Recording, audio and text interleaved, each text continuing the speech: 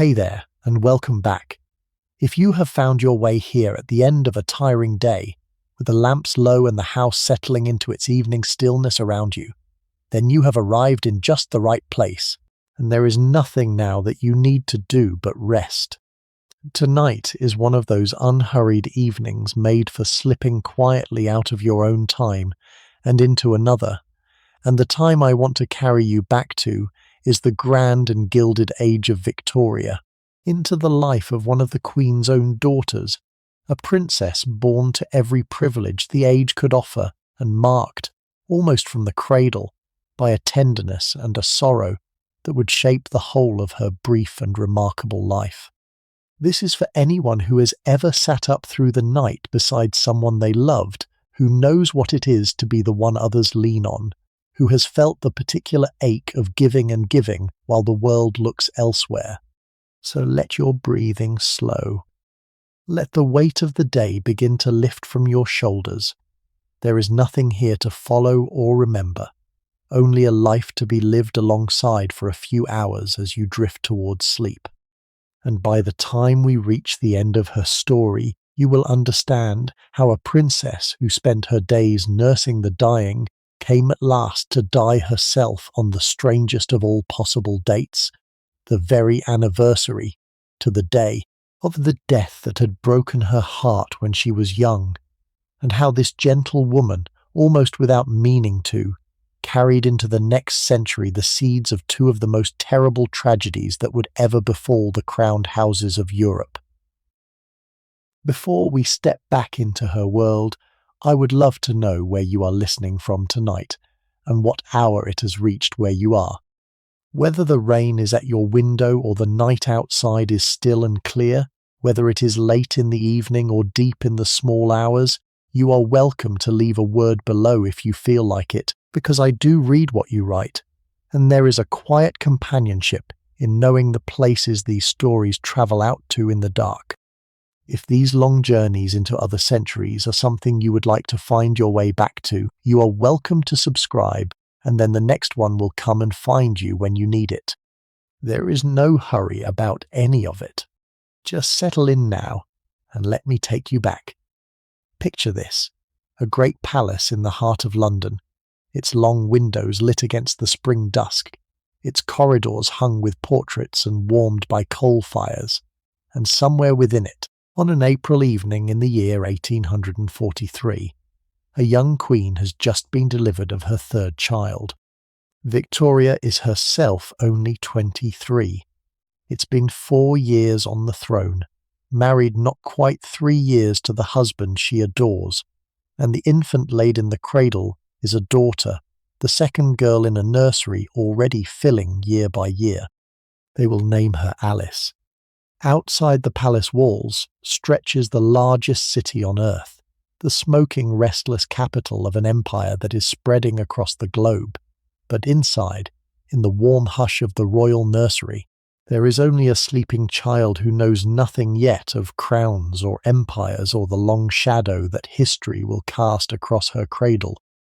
She has been born into the most fortunate position the age can bestow, a princess of Great Britain, a granddaughter of kings, the cherished child of a throne at the height of its glory.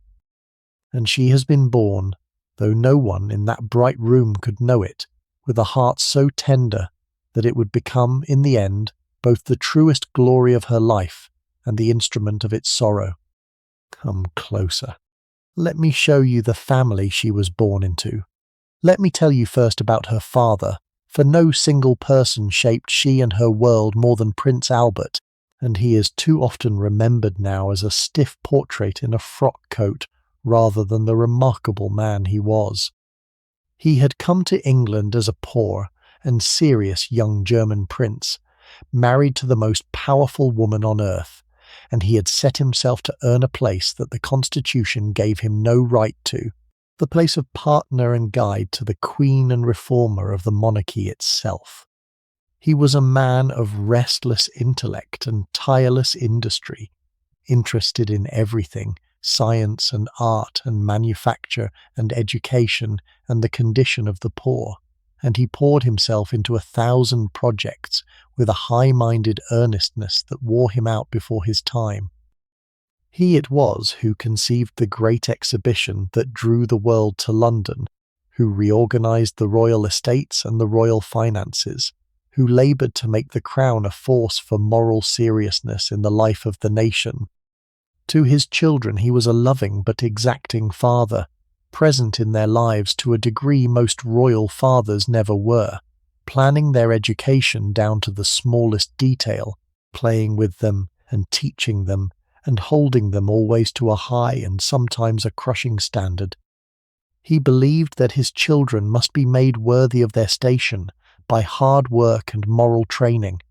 and he watched over their progress with an anxious devotion that could feel to a struggling child like a weight impossible to lift. For she who was diligent and tender and eager to please, his love was a warmth she basked in. For her brother Bertie, who could not match his father's expectations, it was a source of lifelong unhappiness.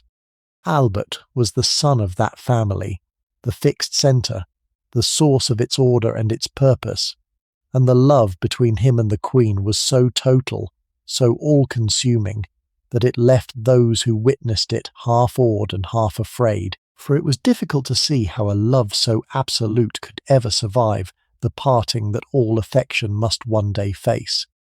To understand she, you must first understand the household that shaped her, for it was a household unlike any other in the world,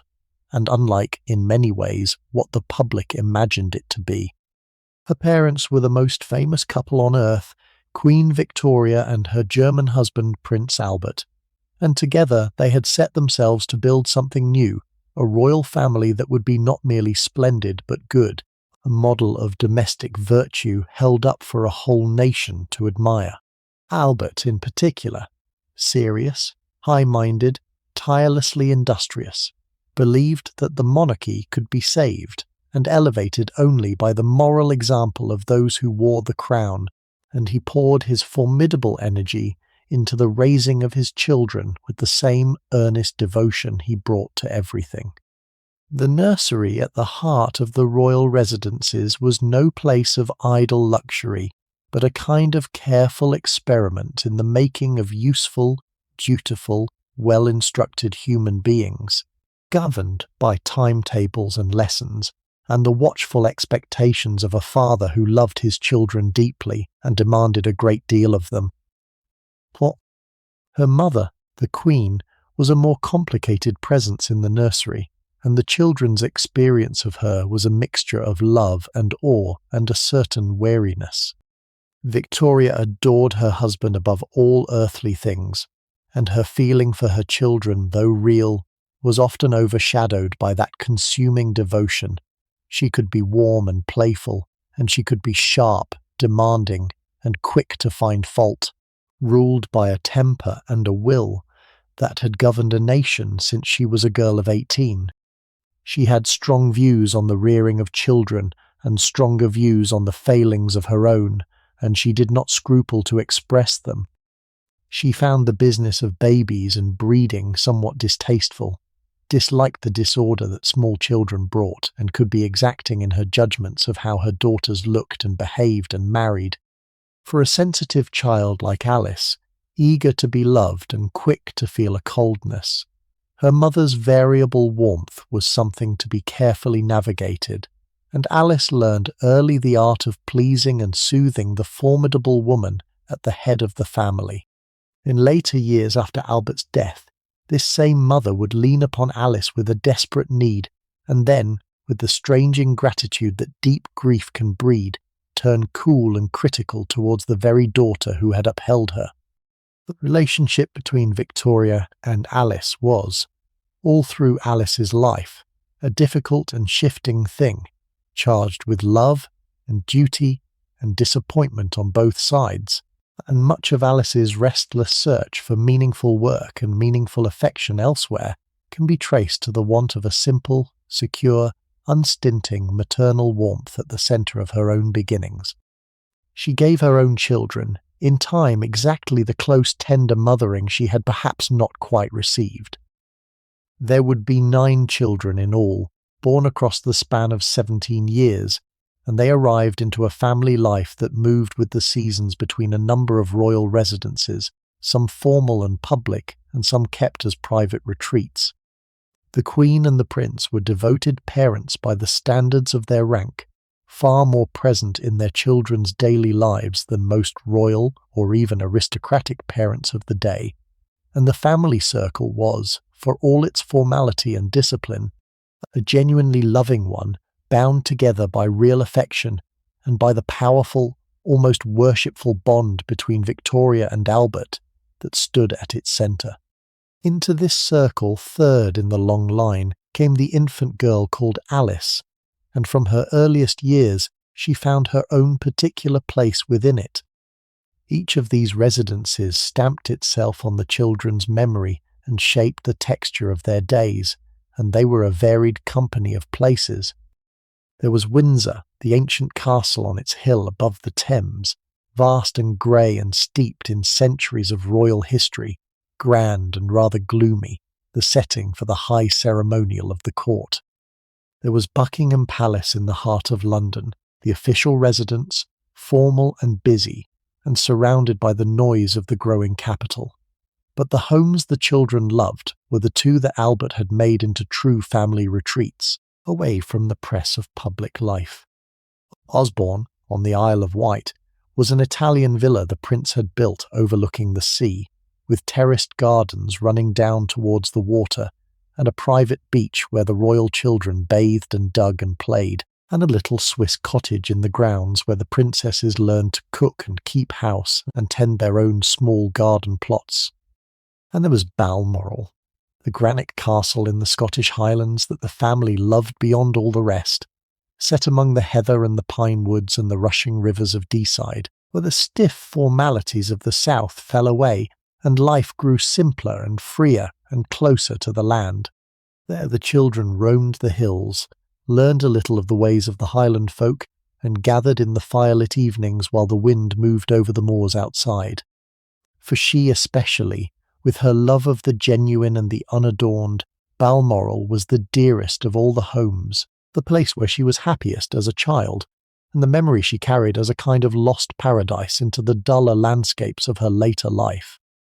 To grow up moving between these places, the grey castle and the seaside villa and the Highland lodge gave the royal children a childhood of extraordinary variety and beauty, a golden backdrop against which the tenderness and the seriousness of the young Princess Alice quietly took shape.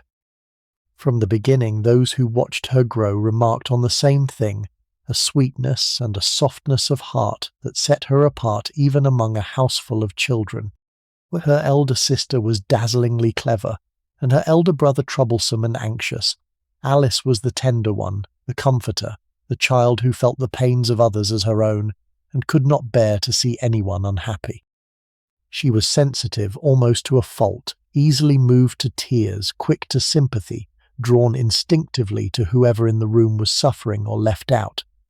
It was a quality that would define her whole life, and it revealed itself early in the nursery and the schoolroom, in a young girl forever trying to soothe and mend and console. There was nothing weak in this gentleness. It was joined to a real strength of will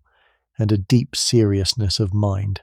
But its first and most visible form was simple kindness, the kindness of a child who seemed to have been born understanding that the world is full of grief, and that her part in it was to ease what she could. Her education was overseen, like that of all the royal children, according to the elaborate and demanding scheme that her father and his trusted adviser, the wise old Baron Stockmar, had devised, a programme that aimed at nothing less than the shaping of model human beings. The children rose early and worked hard at a full day of lessons, languages and history and science and music and drawing, and in a touch very characteristic of Albert's earnest practicality, real handwork too, for the princesses were taught needlework and cookery and even, in the modest garden at Osborne, the rudiments of farming and housekeeping, so that they should understand the labour of ordinary life and never grow wholly idle or useless. She took to all of it with a willing and capable spirit. She was not the most brilliant of the children, as her eldest sister so conspicuously was, but she was diligent and thoughtful and genuinely curious. And there was in her a seriousness about ideas, a hunger to understand things deeply rather than merely to learn them, that would in later years carry her into waters few princesses ever ventured to navigate. She was happiest, by her own account and her family's, in the freedom of the Scottish Highlands at Balmoral, where the stiff formalities of court life relaxed and the children could roam the hills and the heather, where the air was clean and the days were simple, and the family drew close in the firelit evenings. Something in the wildness and the quiet of that northern country answered to something in her, and she carried the love of it all her life. There was in she always this longing for the real and the unadorned, this slight unease amid the gilded ceremonial of her station, this preference for the genuine over the showy that would later make the empty splendours of a German court chafe at her so badly. She was a princess who would have been, in another existence, perfectly content as something far humbler, a woman of plain useful work and plain deep feeling, and the gap between what she was inwardly and what her birth required of her outwardly is one of the quiet keys to her whole story.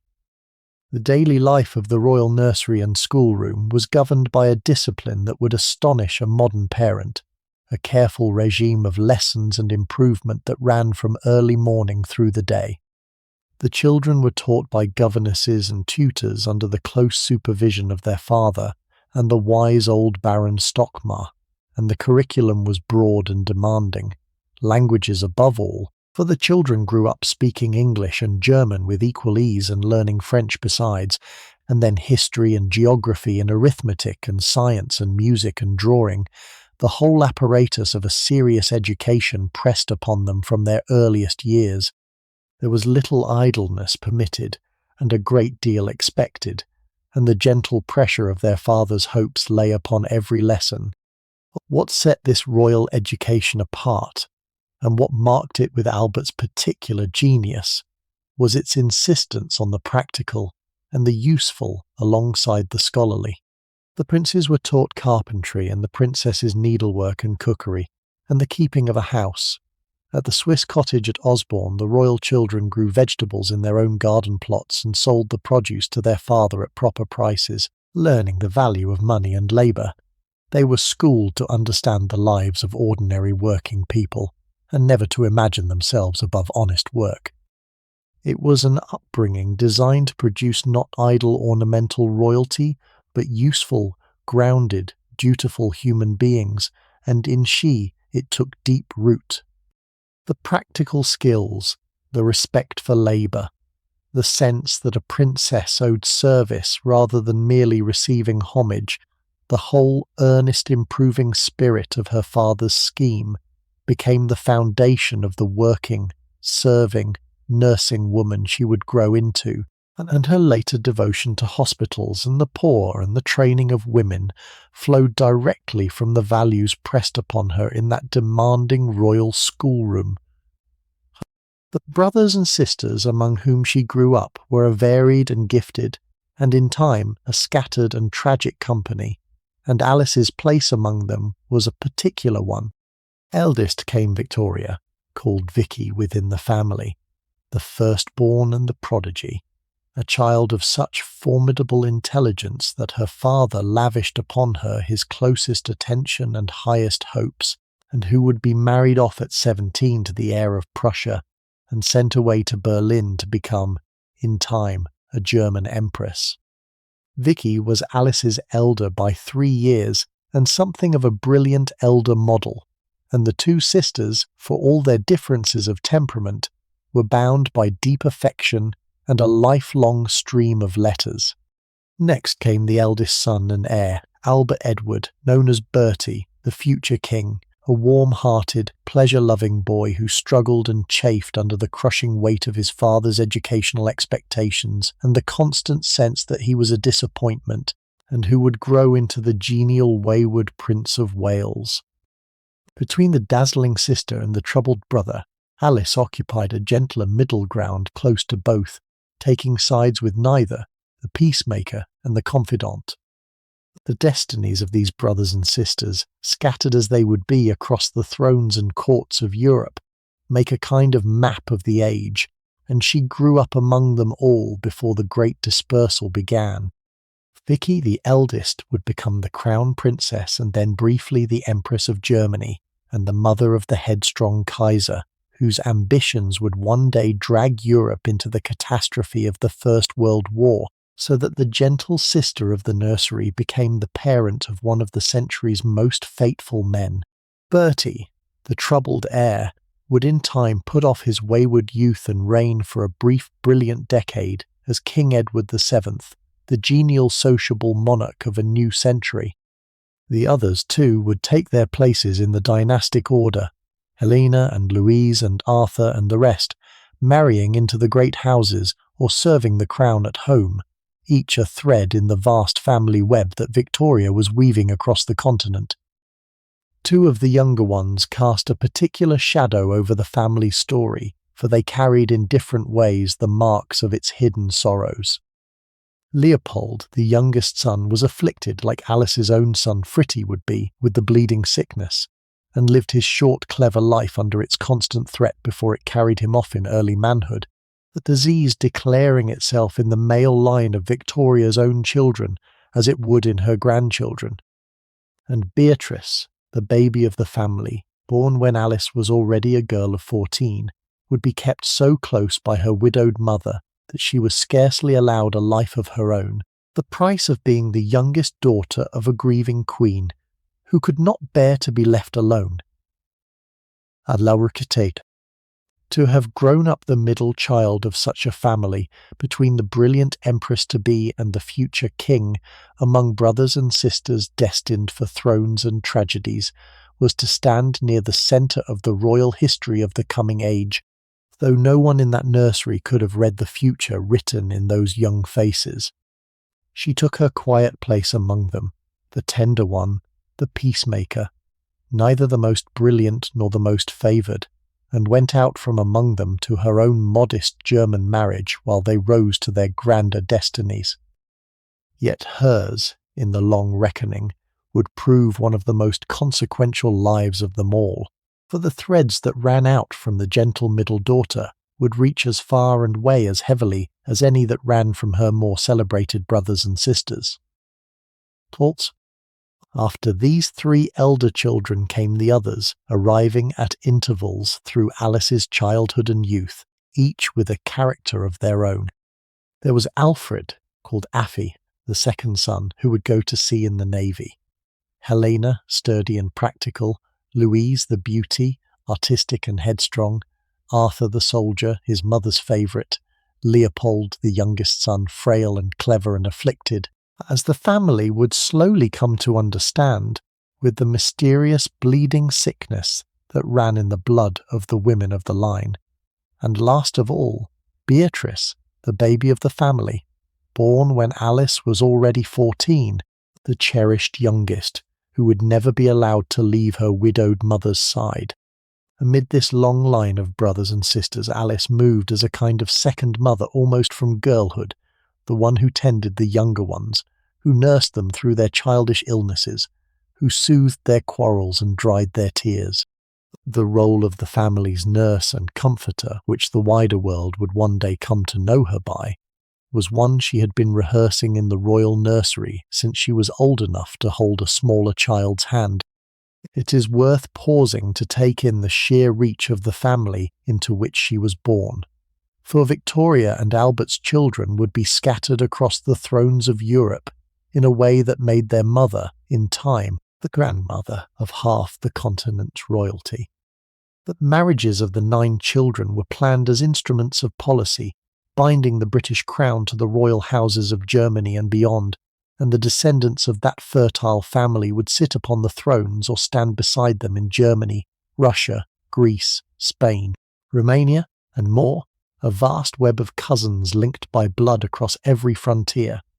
Alice's own elder sister was sent to Prussia to become a German empress, and the mother of the Kaiser who would one day lead his country into war against his English cousins. Her brother would become King of England,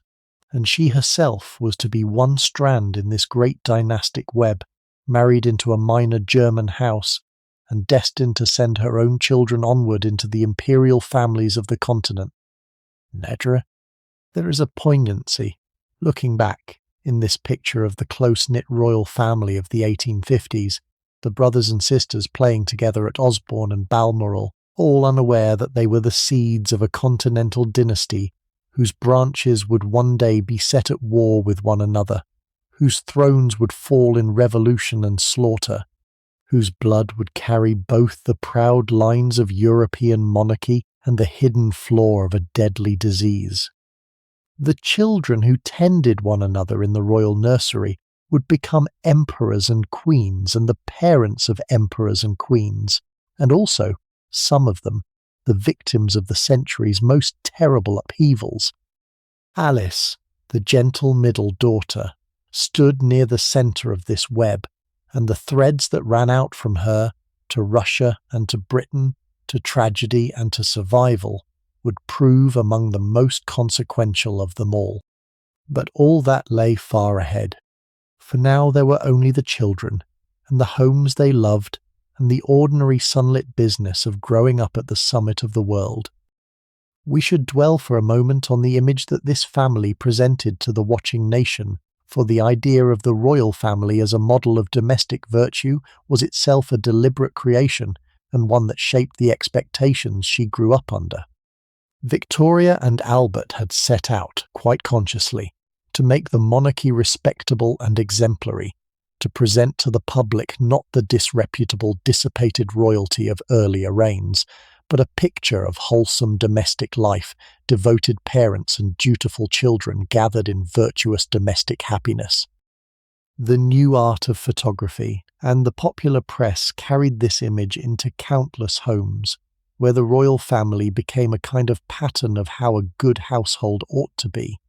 and the ordinary people of the realm felt themselves in a new way connected to the domestic doings of their sovereign. The reality behind the image was, as realities always are, more complicated than the picture, for behind the wholesome facade lay the ordinary strains and frictions of any large household, the troubled air, the difficult relationships, the pressures of an education that bore hard on some of the children, the powerful and not always gentle wills of the parents.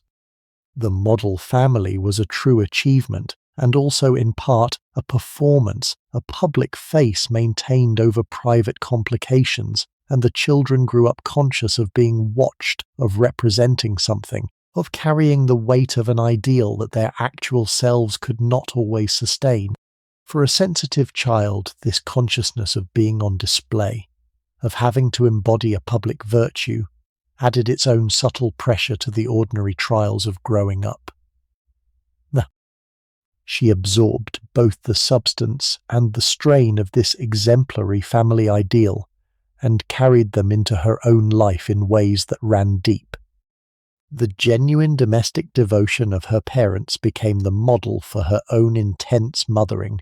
The ideal of royalty as service and virtue rather than mere splendour became the principle of her charitable and reforming life, and the sense of duty, of representing something larger than oneself, of owing an example to the world, was bred into her so thoroughly that she could never afterwards shake it.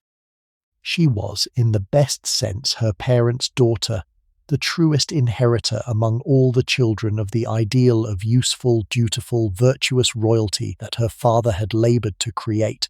and she lived that ideal more fully, perhaps, than any of her brothers and sisters, carrying the lessons of that exemplary childhood into a life of real and costly service. Zatkoinat. It was, taken altogether, a golden childhood, or so it appeared from without, a childhood of palaces and devoted parents and clever accomplished siblings, lived at the very summit of the grandest empire on earth in the bright morning of its greatest age. The family seemed blessed beyond the reach of ordinary sorrow, the very image of domestic happiness crowned with worldly glory, and the affection that bound it was real and warm, and not at all the cold performance that royal family living so often was. Yet even in those sunlit years there were the first faint intimations of the shadows to come, in the frail, clever youngest brother whose blood would not clot,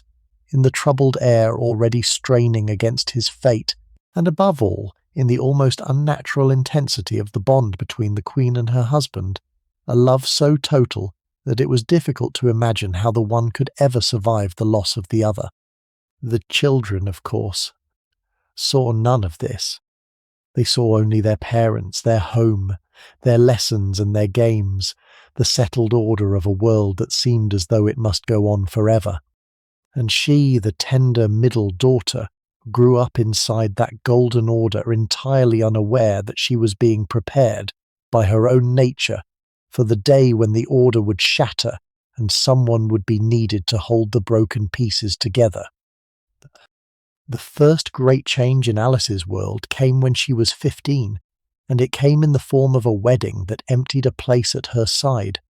In the early part of 1858, her brilliant elder sister Vicky, not yet 18, was married to Prince Frederick of Prussia and carried off to Berlin to begin her life as the future queen and empress of a foreign land. For Victoria and Albert it was the triumphant first fruit of their careful dynastic planning, a daughter placed at the heart of the rising power of Germany. For Alice it was the loss of her closest companion and the elevation of herself, at a stroke, into the position of eldest daughter at home. From that day the gentle middle child became the senior princess of the nursery, the one nearest her parents, the one upon whom the daily affairs of the family increasingly turned. She stepped into the role with her usual quiet competence, and as she grew through her later teens into a young woman, she became more and more her mother's companion and her father's helper, trusted, relied upon, woven ever more tightly into the working life of the royal household. As she grew into a young woman,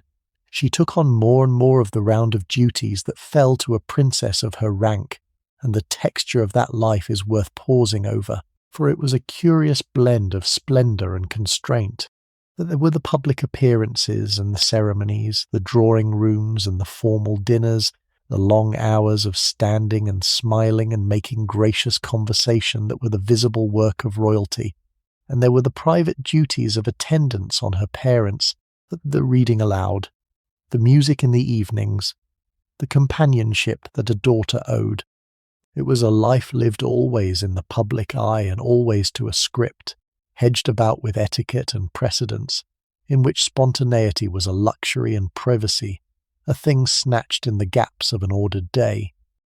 Those who met the young Alice in these years remembered a tall, slender, graceful girl, not a conventional beauty as her sister Louise was, but with a sweetness and an intelligence in her face that drew people to her, and a quiet warmth of manner that put others at their ease. She was thoughtful, somewhat serious, quick to sympathy, more inclined to listen than to shine, and there was about her none of the hauteur that her station might have bred. She had instead the gift, rarer in the great than one might think, of making ordinary people feel seen and valued in her presence. It was a manner born of real kindness rather than calculated charm, and it served her, in later years, in the sick rooms and the hospitals where the high and the humble alike found in her a princess who treated them as fellow creatures. The constraint of such a life, for a girl of Alice's serious and questioning nature, must have been considerable, the sense of being always on display, always representing, always subordinate to the demands of family and rank, with scant room for the deeper interests that stirred in her. She did her duty gracefully and without complaint, for duty was bred into her bones, but one feels looking back the pressure building in her of a nature too large for the part assigned it, a mind and a heart that wanted more than the drawing room and the ceremony could give. That pressure would find its outlet, in time, in the work and the thought and the reform to which she gave her married life, but in these young years it had as yet no channel, and she moved through the splendid constrained round of royal duty, a dutiful princess with a restless soul waiting, though she did not know it, for the calling that would let her give what she had it in her to give. And as she came of age, the question that hung over every princess of her time began to be asked of her too, the question of whom she should marry. For a daughter of the Queen of England there was no choice of remaining single, and no question of marrying for mere inclination. A suitable match must be found, a prince of appropriate rank and Protestant faith, and the search ranged across the royal houses of Europe with all the careful calculation of high diplomacy. The field was not large, and the candidates were weighed and considered and quietly rejected one by one, until in the summer of 1860, a young man was invited to Windsor on approval, a Prince Louis of Hesse, nephew of the ruler of one of the smaller German states, a pleasant, modest, unremarkable young soldier, with no great fortune and no great prospects beyond the eventual inheritance of his uncle's minor grand duchy. He was not a dazzling match, but he was good-natured and honourable and Protestant and of suitable blood, and when he and she were brought together they took to one another easily, and a gentle, unspectacular attachment began to grow. To understand the man she married and the life she was marrying into, you have to picture the curious patchwork of small states that was Germany before it became a single nation. In those years, the German lands were divided among dozens of kingdoms and grand duchies and principalities, each with its own ruler and court and army, ranging from the great powers of Prussia and Austria down to tiny territories a traveller could cross in an afternoon. Hesse and by Rhine was one of the middling to small among these, an old grand duchy of modest extent and modest wealth, and Louis was the nephew of its ruler, a younger member of its ruling house with a career as a soldier and the eventual prospect of the throne. He was a prince then, but a prince of a decidedly minor sort, without the riches or the power that the word might suggest to English ears, and the marriage joined a daughter of the mightiest crown on earth to the heir of one of Europe's lesser thrones. Louis himself was the very type of the honest German soldier prince, big, good-natured, fond of hunting and horses and the open air, brave and dutiful, and entirely without pretension or guile. He had none of the brilliance or the high seriousness of Alice's father, none of the intellectual hunger that drove she herself, but he had solid worth and a kind heart, and when he was brought to Windsor on approval, the family found him thoroughly likeable. The courtship was conducted under the careful eyes of parents and advisers, as all royal courtships were, a matter of suitability and diplomacy as much as of feeling, but within those bounds a real and gentle fondness grew between the young pair. What no one could quite foresee was how the difference between them, so easy to overlook in the glow of a young attachment, would tell across the long years of a marriage. Louis was a man of the surface of life, content with its simple pleasures and its ordinary duties. She was a creature of its depths, forever reaching towards ideas and questions and meanings that her husband could not follow her into. In the first season of their liking this hardly mattered, and may even have seemed a comfortable balance, the serious girl and the easy good-humoured man.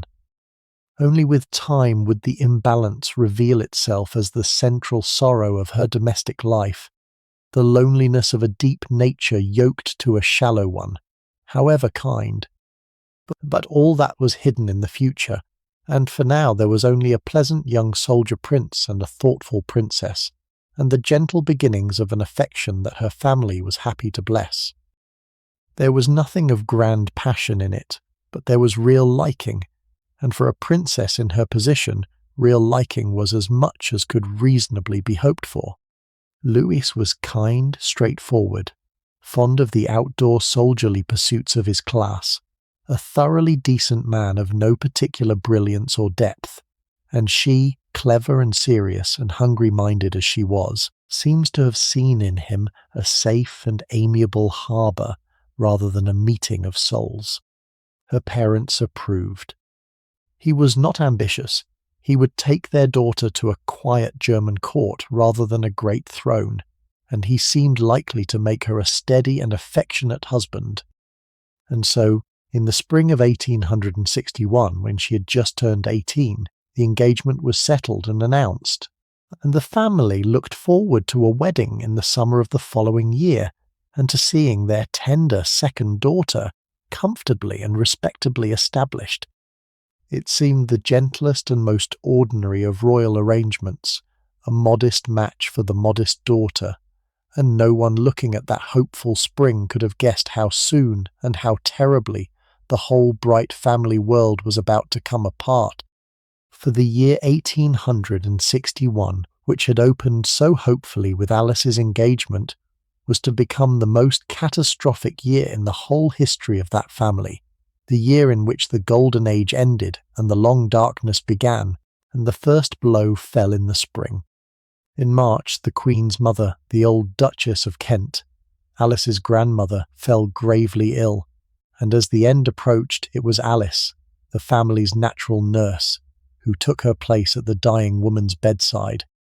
For days the young princess sat with her grandmother through the slow business of dying, tending and watching and comforting, learning at first hand, at the age of 17, the grim and intimate work of the sick room that would come to fill so much of her life.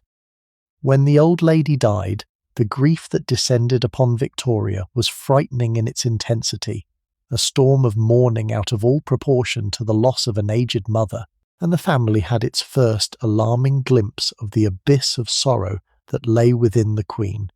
the bottomless capacity for grief that would, before the year was out, very nearly swallow her whole. And through it all it was she who steadied them, she who managed the grieving mother and the disrupted household, the 18-year-old bride to be quietly taking up the burden of holding everyone together. She could not have known that the spring's hard schooling in death and grief was only the rehearsal.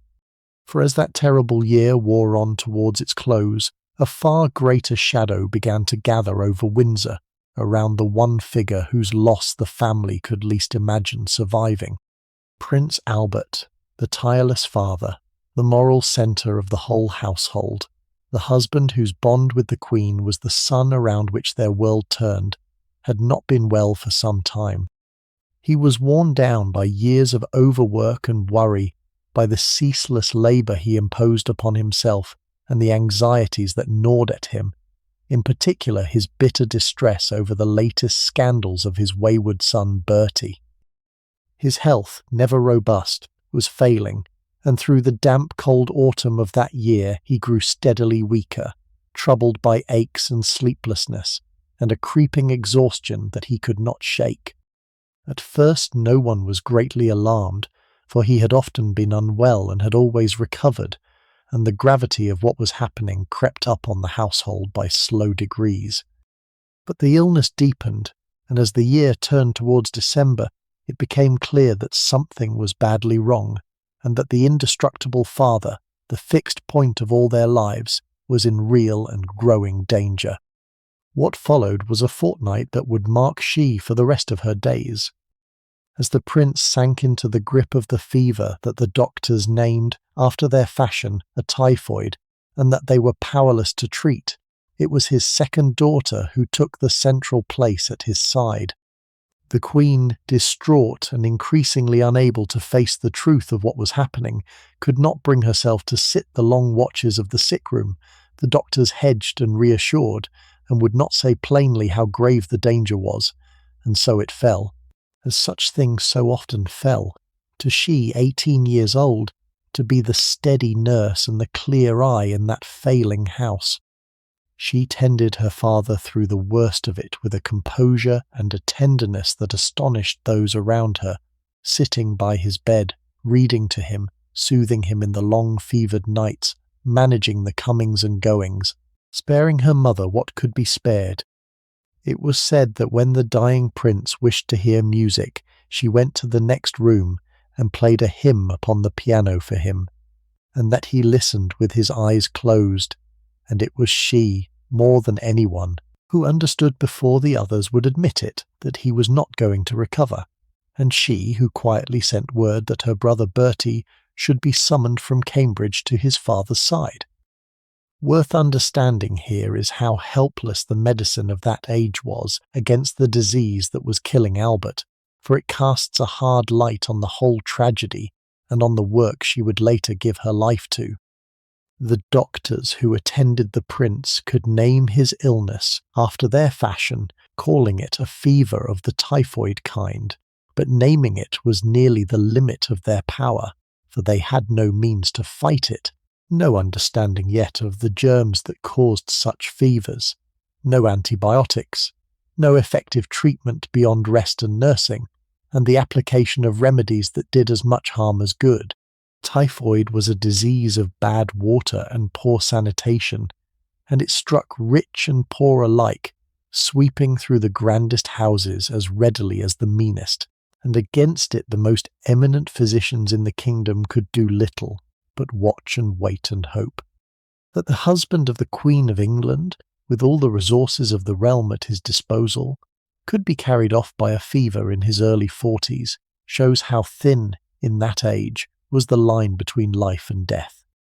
The death of Albert struck the nation as well as the family, and it called forth a public mourning of extraordinary depth, for the prince, long viewed with suspicion as a foreign interloper, had won in the end a real respect, and his loss was felt as a calamity. But it was within the family, and within the Queen above all, that the blow fell hardest and longest, and it gave rise to something close to a cult of the dead prince. Victoria would not let him go. She kept his rooms exactly as they had been, his clothes laid out, hot water brought each morning as though he might rise and dress. She surrounded herself with his image, commissioned monuments and memorials without number, and ordered her own life and her children's around the perpetual commemoration of the husband she had lost. For she, who had nursed her father to the end, and now lived in the daily presence of her mother's measureless grief, the cult of the dead prince was both a sorrow and a burden. She had loved her father deeply and mourned him truly, but she was also a young woman with her own life beginning, her marriage ahead of her, her own future to build, and she had to carry all of that forward in a household frozen in mourning, where joy felt like a betrayal and the dead prince's shadow lay over every room. The contrast between her own youth, reaching towards life and love, and the tomb-like atmosphere of her mother's court would shape the strange, sad circumstances of her wedding and her departure, and it set the pattern of her years, in which her own needs were forever subordinate to the griefs and demands of others. On the 14th of December, in the year 1861, in the Blue Room at Windsor, where 2 kings before him had died, Prince Albert slipped away, with his wife collapsed in anguish beside him, and his children gathered weeping around the bed. He was only 42 years old. The effect upon the family, and upon the Queen above all, is almost impossible to overstate. It was not merely a bereavement, but a kind of cataclysm, the sudden removal of the one person around whom every other life in that household had been arranged. Victoria's grief broke over her like a wave that would never fully recede. She would wear mourning for the remaining 40 years that were left to her, withdraw almost entirely from public view for years, and preserve Albert's rooms and possessions exactly as he had left them, as though he might at any moment return. And in the first dreadful hours and days, as the Queen lay prostrate and the great machine of the court ground to a horrified halt, it was once again she who stood up amid the wreckage and did what had to be done. Yet the work that fell to her in those months was real and heavy and various, far more than the mere keeping of company to a grieving mother. With the Queen prostrate and unable to face the business of the crown, the ordinary machinery of government still had to turn, decisions still had to be conveyed, ministers still had to be answered, and much of this passed through the hands of the 18-year-old princess, who alone could approach her mother, and draw from her the wishes that still had to be expressed. Alice became the channel between the secluded sovereign and the working world, carrying papers and messages, softening the demands made on the Queen, conveying her mother's mind to those who needed to know it, holding together by her own effort the connection between the grieving woman and the throne she still occupied. And there were the immediate practical matters of the catastrophe to be managed too, the funeral and the mourning and the ordering of a household thrown into chaos, and beyond them, the family's ongoing affairs that could not simply be suspended. Chief among these was the matter of her brother Bertie, whose own marriage had been in train before their father's death, and now had to be carried forward through the family's grief. Within barely more than a year, the heir would be wed to his Danish princess, and the arrangements went on through the months of mourning, with she playing her part in steering the family through the strange business of preparing a wedding in a house of death. She managed it all, the government and the grief and the family's continuing life, with a steadiness beyond her years.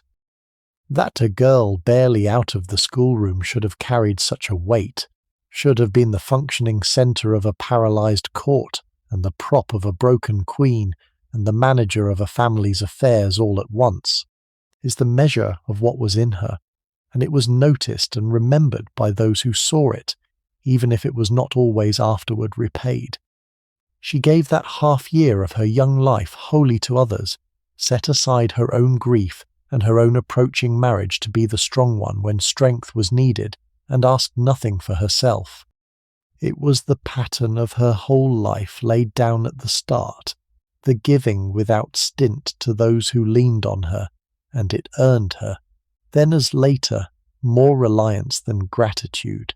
But it was nobly done, and it saved her family in its worst hour, and the 18-year-old who did it deserves to be remembered for it as fully as for the gentler nursing of her later fame. And she was 18, newly engaged, and she had just nursed her adored father to his death, and now she set aside her own raw grief to become the prop and stay of her shattered mother and her leaderless family. In the weeks and months that followed, Alice was everything. She scarcely left her mother's side, sleeping near her, absorbing the endless storms of weeping, coaxing her to eat and rest, shielding her from the demands of business she could not face. She became, in effect, the Queen's private secretary, the intermediary between the prostrate monarch and the ministers and officials who still needed decisions made, carrying messages, conveying wishes, holding the threads of government together by main force of devotion. She managed the younger children, comforted her grieving brothers and sisters, and held the whole reeling household upright, and she did it all while carrying her own private sorrow, and while her own postponed wedding hung in uncertain suspense. For the better part of half a year, this teenage girl was the strong centre of a family that had lost its centre, and she gave herself to the task so completely that those who saw it never forgot it. It is one of the quietly heroic passages of the age, this half-year in which a girl of 18 carried a crushed queen and a paralysed court upon her own slight shoulders, and it reveals the whole of her character at a single stroke. The tenderness that had marked her from the nursery had become, under the hardest of pressures, a profound and selfless strength. The family's natural comforter had become its rock. But there was a cost to it, as there is always a cost to such giving, and the cost was that Alice's own needs, her own grief, her own youth, her own hopes, went unregarded in the general catastrophe. No one nursed the nurse. Her mother, locked in the absolute selfishness of overwhelming grief, leaned on her without limit and gave scarcely anything back, and indeed in later years would come to resent and find fault with the very daughter who had upheld her, in one of those bitter ironies that families produce. Alice learned in that half-year the lesson that her whole life would teach her over and over, that to be the strong one, the one who gives and tends and sustains, is to be loved and relied upon, and very often quietly taken for granted, and that the heart which pours itself out for others is not always refilled in its turn. The mother whom Alice upheld in those months would never fully emerge from the darkness that descended in December of 1861, and the long shadow of Victoria's mourning is part of the world in which Alice's later life unfolded. The Queen withdrew almost entirely from public life, retreating to Windsor and Osborne and her beloved Balmoral, refusing for years to appear at the great public ceremonies that her people expected of their sovereign, hiding herself away in a seclusion of grief that began at last to anger the nation and to endanger the standing of the crown itself. The Widow of Windsor, they called her, and there was muttering in the press and in the country about a queen who took the honours of her office while shirking its duties, who mourned a husband while neglecting a people.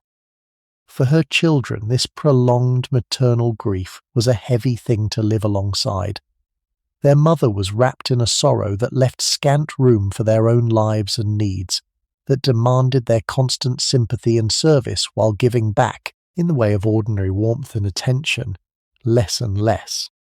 The daughters in particular were pressed into the service of the grieving queen, expected to keep her company, to ease her loneliness, to subordinate their own wishes to her endless mourning, and there was a real danger of a clever, loving daughter being swallowed whole by the role of companion to a widowed mother, as the youngest Beatrice, in some measure, was. Alice escaped that particular fate only by her marriage, which carried her away to Germany, but she carried with her always the memory of those grief-soaked years, and a certain wariness towards her mother that the strains of that time had bred. Something almost tragic lies in the way the great love of Victoria and Albert, which had made the family's golden age, became after his death the source of so much shadow, the way a love so total turned, in bereavement, into a grief so total that it darkened the lives of all who lived within its reach. She had seen, at the most impressionable age, both the heights of that love and the depths of that grief, and the lesson cannot have been lost on her as she went to her own marriage, that to give the whole heart is to lay oneself open to a wound that may never heal. She would cherish her own husband less consumingly and her own children perhaps more wisely, but she would learn in her turn that there is no loving without the risk of loss, and that the tenderest hearts are precisely the ones that grief can hurt the most. And it was into the long shadow of that catastrophe that her marriage, when it finally came, was solemnized. The wedding could not be long delayed, for she was 19 and the arrangements had been made, and so on the 1st of July in 1862, just over 6 months after Albert's death, she married her Prince Louis of Hesse. But it was a wedding such as had surely never been seen, a wedding swallowed whole by mourning. It took place not in a great public ceremony but privately, at Osborne House, in the dining room hastily converted into a temporary chapel, beneath the family portrait of the dead prince looking down upon the scene. The Queen, refusing to lay aside her black, sat apart and half hidden, screened from view by her 4 sons, weeping behind her widow's veil, unable to bear the joy that a wedding should bring. The bride wore white, but the guests wore mourning, and the whole affair was hushed and sorrowful and brief, more like a funeral, as the Queen herself bleakly observed, than a marriage. Victoria called it the saddest day she could remember, and recorded that she had got through it only by an effort that left her exhausted. For she, it was the strangest of beginnings, to be married in the shadow of the grave, in a house drowned in grief, with her own happiness, an embarrassment to be got through quietly, and then to be taken away from the wreckage of her family to a foreign country, and a future she could only dimly imagine. Linger a moment on that strange wedding, for it is one of the most affecting scenes in the whole story, and it tells you everything about the circumstances under which she began her married life. The dining room at Osborne had been turned into a temporary chapel, and there, beneath a great painting of the dead prince consort gazing down upon the company. The small wedding party gathered on a July day, still heavy with mourning. The bride wore white, as brides do, with a veil of Honiton lace and a wreath, but around her the guests were dressed in the blacks and greys and half-mourning purples of a court that had not laid aside its grief, so that the white-clad bride moved like a single point of brightness through a room dimmed with sorrow. The Queen, refusing absolutely to wear anything but her widow's black, sat apart and screened from general view by the bodies of her 4 sons, and wept throughout, unable to look upon a wedding without thinking of the husband who should have been beside her to give their daughter away. It was, the Queen herself said with bleak honesty, more like a funeral than a wedding, and she called it the saddest day she could remember, and got through it, she recorded, only by a great effort of will. The vows were spoken, the blessings given, the small sad ceremony completed, and then it was over, and she was a wife, and the strange muted celebration gave way to the business of partings. There was no glittering procession, no public rejoicing, none of the splendour that a daughter of the Queen of England might have expected at her marriage. There was only a quiet ceremony in a grieving house, and then the journey away. And then she was gone from England, carried off across the sea to her new life, and the wrench of that departure should not be passed over lightly, for it was the leaving of everything she had known. She was a young woman deeply attached to her family and her country, going now to live among strangers in a foreign land, to learn to call a small German town her home, to build a life among people whose language, though she spoke it well, was not her own, and whose ways were not the ways she had grown up in. The newly married pair went first to the seclusion of a brief honeymoon,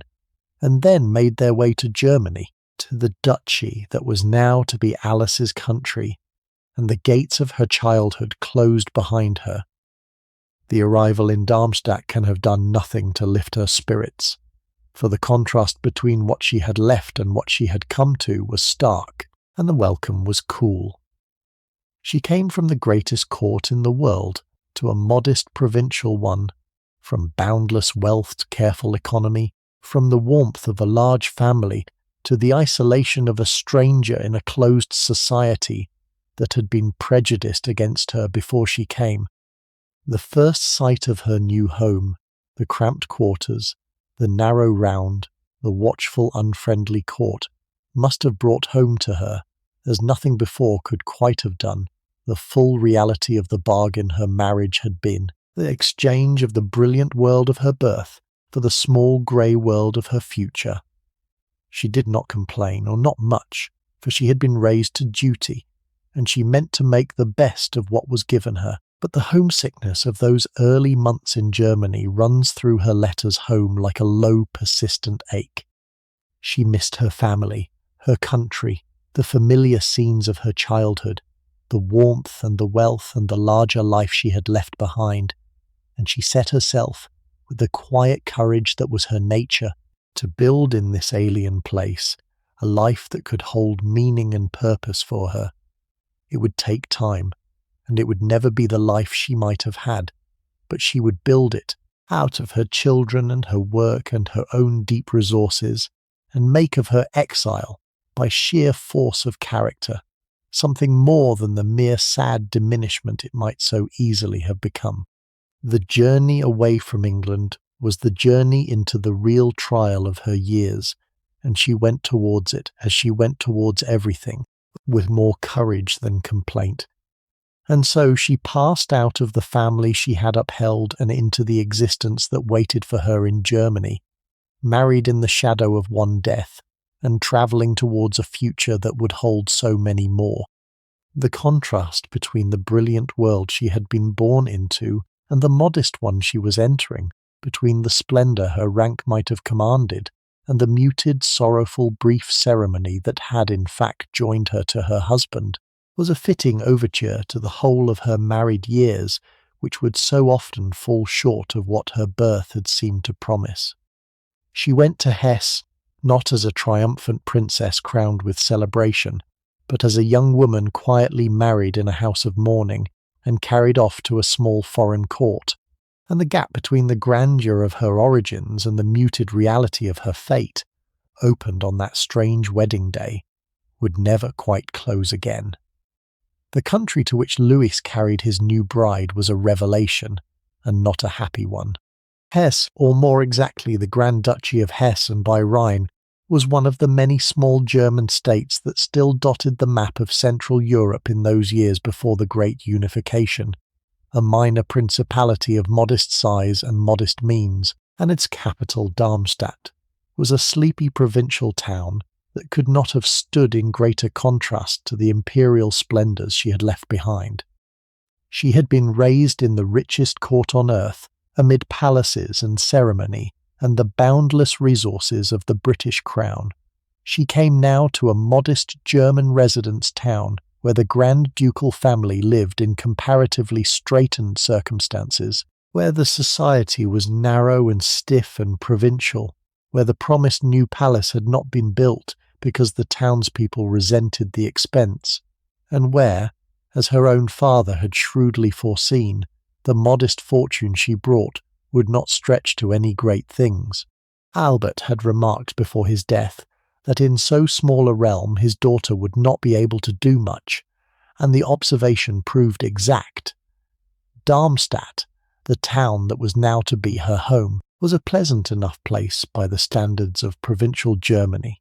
a residence town of broad streets and public buildings and gardens, dominated by the palace and the apparatus of the small court. But to a woman raised at Windsor and Osborne, it must have seemed impossibly quiet and confined. The whole Grand Duchy could have been dropped into a corner of the British realm and scarcely noticed. Its court was modest, its society narrow, its resources slender, and the round of its life turned on a modest provincial axis very far from the great currents of the world.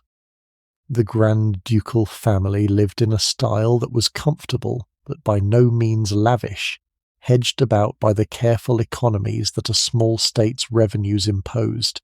and she, accustomed to the boundless wealth of the British Crown, found herself for the first time in her life conscious of the want of money, of the need to count the cost, of a narrowness of means that pressed upon her plans and her charities all her days. The want of money was a constant and grinding undercurrent of Alice's married life, and it deserves more notice than the romance of royalty usually allows, for it shaped her days in 100 petty wearing ways. She had come from a court of effectively boundless wealth to a household that had to count its coins, and the gap was a perpetual frustration, not because she craved luxury for herself, for she did not, but because the smallness of the family's means hemmed in everything she wanted to do. Her charities and her hospitals and her schemes for the training of women all ran up against the hard limit of what could be afforded. Her plans were forever being trimmed and deferred and scaled back for want of the funds that a richer position would have commanded, and she felt keenly the irony of being a great lady, a daughter of the wealthiest crown on earth, who could not find the money for the good works she longed to undertake. The financial strain pressed on the domestic side of life as well, in the management of a household and an establishment that had to be kept up to the dignity of a ruling house on means that were never quite equal to the demand. There were economies to be made, careful calculations to be weighed, the constant low anxiety of expenditure outrunning income that afflicts the genteel poor in every age, and was no less real for being suffered in a palace. She managed it all with the practical competence her upbringing had given her, but the managing was a burden, one more weight added to the many she carried, and the contrast between the wealth she had been born to and the straitened means she had married into was a daily small humiliation. A particular bitterness attends being poor by the standards of one's own world, in having to scrimp and contrive in a position that the outside world imagines to be one of limitless plenty, and she tasted that bitterness for the whole of her married life. She was rich beyond the dreams of the poor she served, and poor beyond the means of the family she had left, caught in the uncomfortable middle, and the want of money was one more of the quiet disappointments that gathered over her years in Hesse, one more way in which her actual circumstances fell short of what her birth had seemed to promise. It was not the largest of her sorrows, but it was the most constant, the daily grinding friction of a great position inadequately funded, and it wore at her, as such constant small frictions do, more than the rarer great calamities. The society of such a court was a closed and formal and rather stifling world, governed by a rigid etiquette and a jealous regard for precedents, peopled by the German nobility and the officials of the minor state, and suspicious of the clever, frank, reforming Englishwoman who had arrived in its midst. She did not flatter it or flutter within it. She spoke her mind, pursued her serious interests, and made little secret of her impatience with its provincial narrowness, and the court repaid her with a coolness that deepened her isolation. She was foreign, she was clever, she was outspoken, she was the daughter of a power that dwarfed the small duchy, and none of these things endeared her to the watchful conservative society into which she had married. A particular loneliness belongs to being a stranger in a small place, more acute than the anonymity of a great city, for in a confined court there is nowhere to hide and no escaping the constant sense of being observed and judged and found wanting. She felt it keenly, and her letters home carry the note of a woman marooned among people who did not understand her, longing for the larger air of the world she had left. She made what she could of her position, threw herself into her charities, and her children, and her studies, and built for herself, by sheer force of will and purpose, a life of meaning in a place that offered little. But the homesickness and the isolation never wholly left her, and the gap between the wider sphere of her birth and the narrow sphere of her marriage was a wound that the years did not heal so much as teach her to carry. And yet she was not wholly without congenial company in her German exile, for a nature as rich as hers drew to itself, here and there, the few who could meet it, and these friendships were among the real sustenances of her life. She gathered around her, so far as her circumstances allowed, people of intelligence and seriousness, scholars and thinkers and reformers, the theologian whose bold ideas so scandalized her family among them, and in their conversation she found something of the meeting of minds that her marriage could not give her. She read deeply and widely, kept up with the questions of the day in religion and science and social reform, and fed her hungry intellect on the books and the correspondence that linked her across the miles to the larger world of ideas from which her provincial court cut her off. Her great correspondences were a lifeline of this kind. The long letters that passed between her and her mother and her sisters and her wide circle of family and friends, in which she could be, on paper, the thinking, feeling woman that her daily life gave scant scope for. Through these letters she kept her connection to England and to her family, worked out her ideas, poured out her griefs and her hopes, and held on to a sense of herself that the narrowness of Darmstadt might otherwise have worn away. The written word was, for she, a kind of freedom, a space in which the constrained princess could be the searching mind and the loving heart she truly was, and the great body of her letters that survives is the proof and the record of that inner life. But friendships and books and letters, precious as they were, could not finally dispel the loneliness at the centre of her life, for they were intermittent and partial, snatched consolations in an existence whose daily companionship left her deepest self unmet. She was sustained by them, but not satisfied. They eased the solitude without ending it, and beneath the rich, busy surface of her days there remained always that core of aloneness, the aloneness of a woman whose nature ran deeper than her circumstances could reach. It is the particular loneliness of the person who is surrounded by people and occupied with work, and yet, in the truest part of themselves, companioned by no one. And she knew it all her married years and bore it, as she bore so much, with a quiet courage that asked for no pity and largely received none. The disappointment went deeper than money or grandeur, though those stung.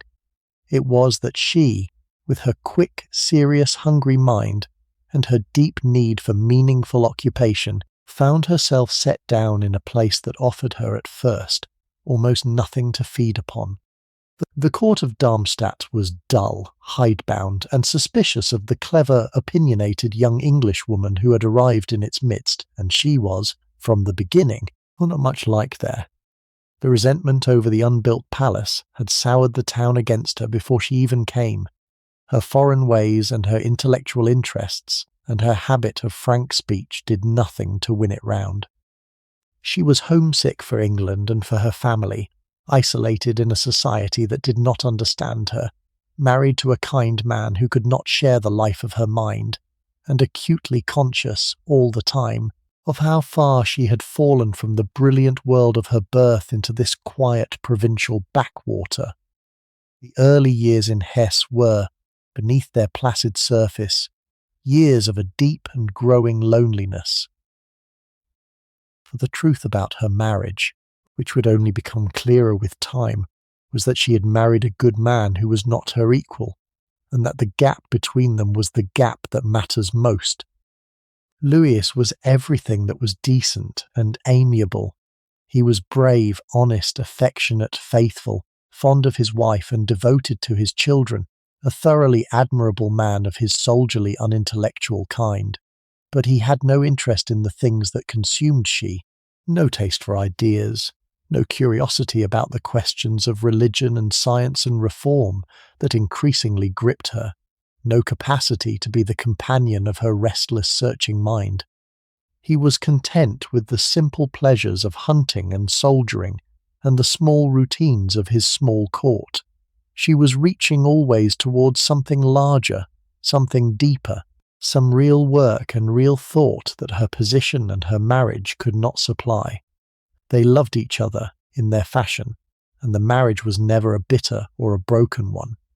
But it was a lonely one for her, a daily companionship of the body and the household that left the better part of her wholly unmet, and as the years passed, the loneliness at the centre of it would only deepen. The couple's first home in Darmstadt was a cramped and unsatisfactory affair, for the new palace that had been expected on Alice's marriage was not built, the townspeople having balked at the expense, and the early years of housekeeping were a matter of making do in quarters far beneath what a daughter of the British Crown might have looked for. In time a new palace, the Neues Palais, was raised for the family, a sizable residence that gave them room at last to live as their station required, and it was here that most of Alice's married life unfolded, and most of her children were born and raised. She made of it a real home, filling it with English comforts and English ways, surrounding herself and her children with books and music and the warm domestic atmosphere she had loved as a girl, creating within its walls an island of the life she valued amid the alien formality of the German court. The social world that surrounded this domestic refuge was the stiff, ceremonious round of a small German court, and she was obliged, whatever her private inclinations, to take her part in it. There were the court functions and the official receptions, the visits of exchange with the other German royalties, the festivals and anniversaries and formal occasions that punctuated the year and demanded the presence and the gracious participation of the Grand Ducal family. It was a world of elaborate etiquette and minute precedents, where every gesture was watched and every slight remembered, where the chief business of much of the nobility was the jealous guarding of rank and the endless ceremonial of a society that took its own formalities with deadly seriousness. For a woman of Alice's serious mind and English directness, this round of provincial ceremony was largely a tedium to be endured rather than a pleasure to be enjoyed, and she made no secret of finding it so, which did nothing to endear her to the society whose rituals she could not pretend to relish. She performed her ceremonial duties correctly and gracefully, for she knew what was owed to her position, but her heart was not in the formal round, and she escaped from it whenever she could into the work and the study and the family life that were her real interests. The court, sensing her impatience with its cherished forms, found her cold and superior and foreign, and the mutual incomprehension between the clever reforming princess and the formal conservative society deepened with the years. This was one more source of the isolation that shadowed her German life, this want of any real sympathy between herself and the social world she was set down in, this sense of going through the motions of a ceremonial existence that meant nothing to her among people who could not understand why it did not. She was a stranger at her own court, dutiful but disengaged, present in body at its functions, while her mind and heart were elsewhere, and the gap between her and the society around her was never bridged. She had married into a world whose values were not her own, and whose rituals left her cold, and she lived out her life within it as a kind of permanent foreigner, doing what was required and longing always for the larger air and the deeper purposes that her provincial court could neither offer nor comprehend. The daily round of that household was the busy ordered round of a great family of the period, governed by the rhythms of meals and lessons and visits, and the management of a sizable establishment of servants and nurses and tutors. She ran it with the practical competence her father's training had given her, involving herself in the smallest details of the children's care and education in a way that astonished the more hands-off German nobility, and filling her own days with the charities and studies and correspondence that were her real life. She rose early, worked hard, kept up a vast correspondence with her mother and sisters, and the wide network of her family and her causes, and drove herself, as she always did, well past the point of prudence, so that the household ran on the energy of a mistress who never quite allowed herself to rest. For all its comforts, the Neues Palais could not supply what she most lacked, which was congenial company for her mind and her spirit, and there is a poignancy in the picture of her there, surrounded by every domestic blessing, and yet profoundly alone in the deepest part of her being. She had her children whom she adored, and her work which sustained her, and kind husband who loved her in his limited way, and still, at the centre of that full busy household, there was a solitude that nothing in Darmstadt could fill. She filled the rooms with the things she loved and the work she believed in, and made of her home a refuge and a workshop and a school, and lived within it a life that was outwardly rich and inwardly lonely, the existence of a woman who had built a fine house in a country of exile, and could not quite be at home in it. She poured herself, as such women do, into her children, and here at least the years brought her a real and abundant joy. The babies came quickly, as they did in those days, one after another through the 1860s and into the 70s, and she plunged into motherhood with all the intensity of her loving nature. Her firstborn, a daughter named Victoria after the Queen, arrived in 1863. A second daughter, Elizabeth, whom the family called Ella, and who would grow into one of the famous beauties of Europe, followed the next year. Then Irene, and a longed-for son and heir, Ernst Ludwig, called Ernie, and others after them, until in time there were 7 living children filling the nursery at Darmstadt. She was a devoted, and by the standards of her class and age, a strikingly modern and hands-on mother, far more closely involved in the daily care of her children than royal custom expected or even approved. Indeed, her ideas about motherhood scandalized her own mother more than a little. Alice insisted, against the firm disapproval of Queen Victoria, on nursing her babies herself, an act the Queen found distasteful and beneath the dignity of a princess, and she took a direct hand in their upbringing and education in ways that the grander royal traditions thought unseemly. She wanted to know her children as people, to shape their characters, to give them the kind of intimate maternal love that her own busy, exalted upbringing had perhaps lacked, and she succeeded. The bond between she and her children was unusually close and tender. They were her great consolation in the loneliness of her Hessian life, the outlet for the vast affection in her, the work that felt most truly worth doing. And yet motherhood in that age was also shadowed by fear, for the bearing and raising of children was a perilous business, and Alice would learn, as so many mothers of her century learned, that to love a child so wholly was to make oneself a hostage to the cruelest of all possible griefs. The bearing of children, which filled so much of Alice's married life, was in that age a far graver and more dangerous business than we can easily imagine, and it shaped the experience of every woman of her time, queen and cottager, alike. Childbirth itself was perilous, killing women in great numbers through the complications that medicine could not yet manage.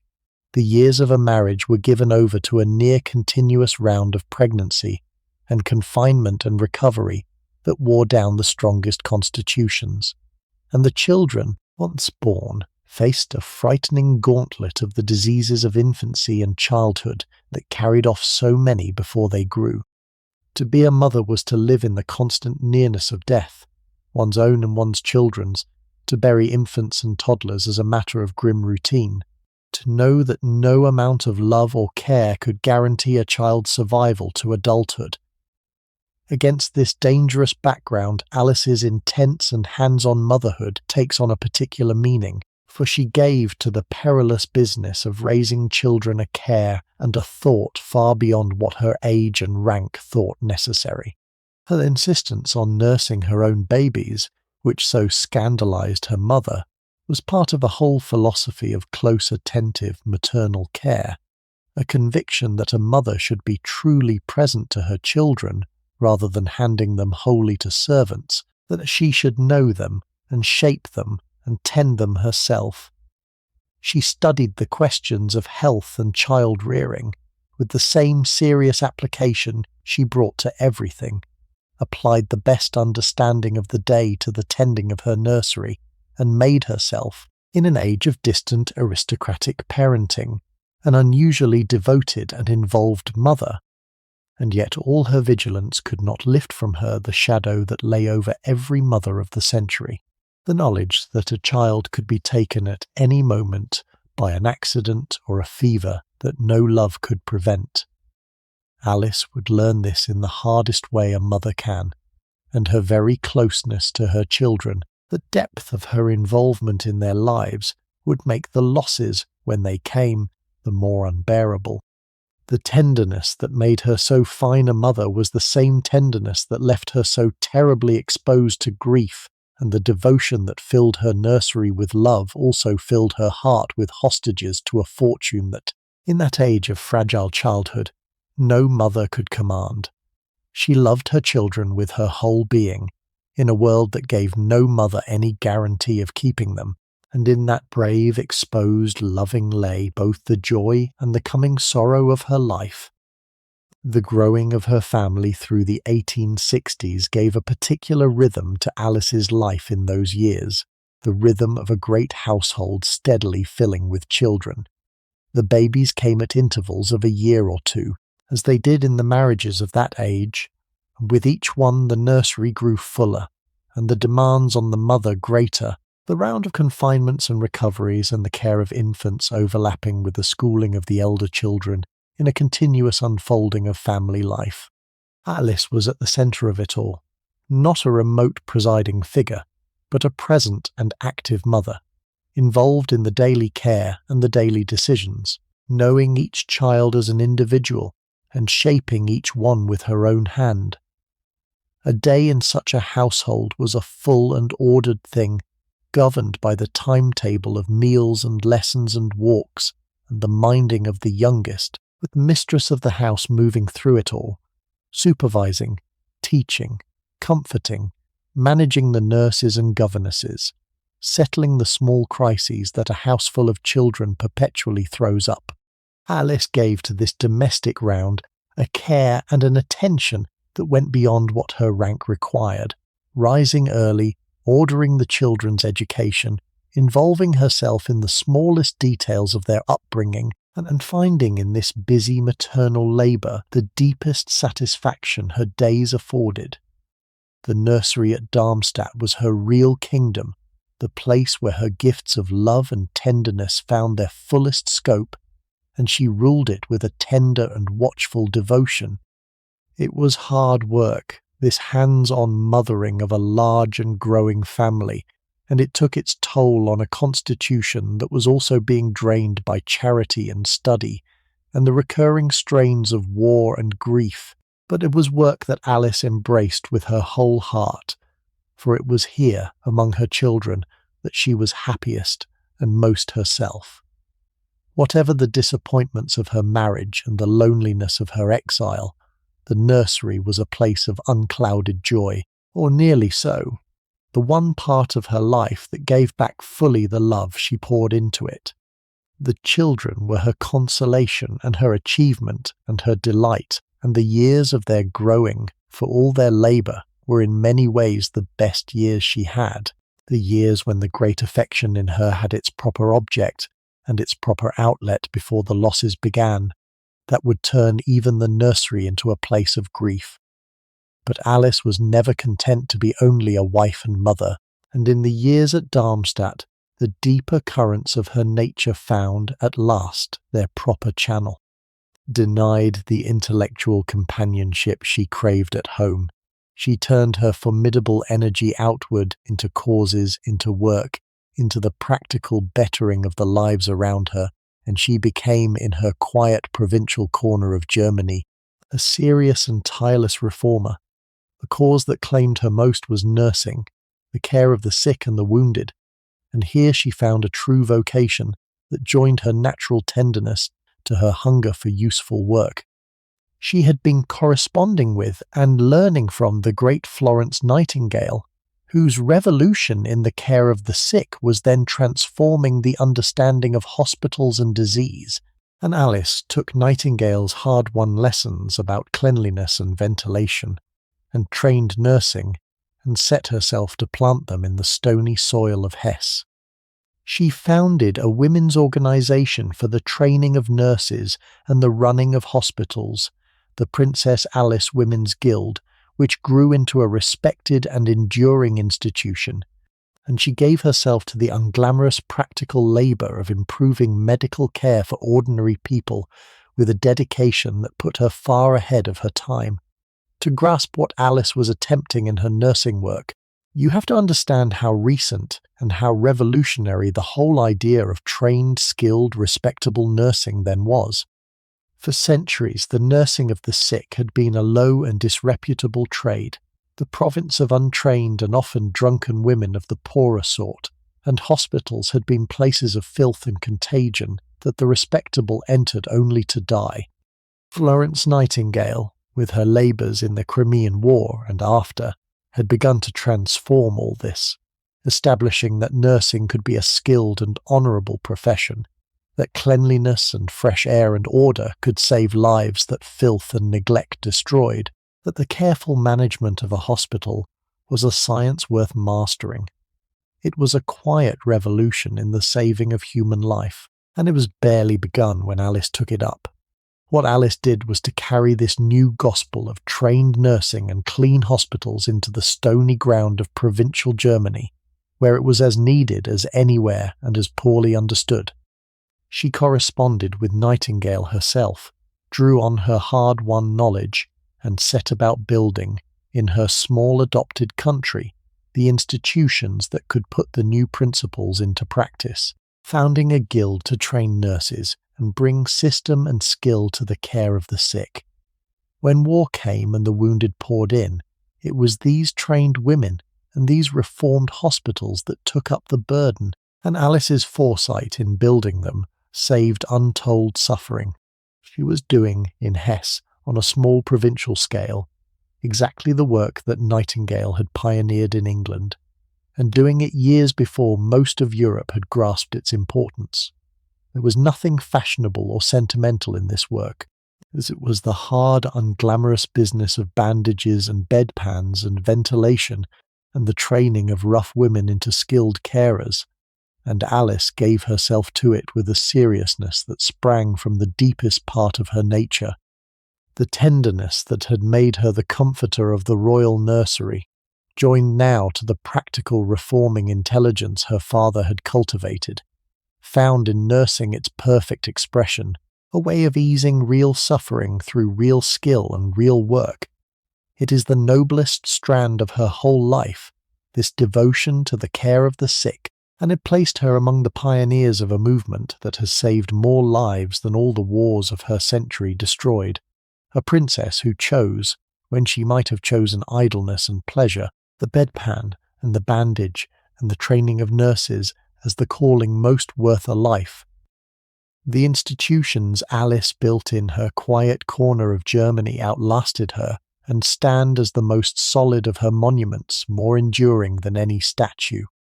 The guild she founded for the training of nurses and the care of the sick grew into a respected and lasting body, carrying her methods and her spirit forward long after she was gone, and she lent her name and her labour to the founding of a hospital in Darmstadt that would serve the city's sick for generations. She worked too for the broader cause of women's training and women's work, founding and supporting organisations meant to fit women for useful employment, and to open to them occupations that the old conventions had closed. And in all of this she was planting seeds whose growth she would not live to see. There was nothing showy or self-advertising in this institution building. It was the patient, unglamorous work of committees and funds and training schemes, and the slow construction of bodies that could carry on the cause when their founder was gone, the kind of labour that wins no fame in its doing and is forgotten by the very people it most benefits. But it was real labour, changing lives and easing suffering, and widened possibilities open to the women of her adopted country, and it sprang from the deepest convictions of her nature, her belief in usefulness, in service, in the dignity of labour, in the capacity of women for more than her age allowed them. She built quietly and well, and what she built endured. A measure of the woman is that she chose, with the freedom and the resources her rank gave her, to spend herself on labours like this, on nurses and hospitals and the training of her own sex, rather than on the pleasures and ornaments that her station might have afforded. She might have lived a life of idle comfort, as so many in her position did. She chose instead the committee room and the hospital ward and the long labour of building institutions to serve the poor and the sick and the unregarded. The tenderness that had made her the comforter of the royal nursery became, in her maturity, this practical reforming devotion to the relief of suffering on a large and lasting scale, and the gentle girl who could not bear to see anyone unhappy grew into the woman who built hospitals and trained nurses and gave her strength to the very end, to the easing of pain. It was, in the deepest sense, the work most worth a life, and she gave her life to it. Her interests reached beyond nursing into the whole emerging field of women's work and women's education and social reform. She corresponded with the English reformer Octavia Hill about housing for the poor. She promoted the training and employment of women at a time when respectable opinion held that women of any rank should do nothing of the sort. She involved herself in the practical questions of health and welfare with a directness that startled and sometimes scandalized her relations. For Alice was frank to a degree that the prudish conventions of her age found shocking, especially on matters of the body and of medicine, subjects a lady was supposed to know nothing of, and certainly never to discuss. Her practical nursing work had given her an unembarrassed knowledge of the human body and its ailments, and she spoke of such things plainly, so plainly that her own family grew alarmed. Her brother Bertie and her mother the Queen both fretted that Alice was too outspoken about medical and bodily matters, and there survives a comic and revealing instruction from the Queen to another of her daughters,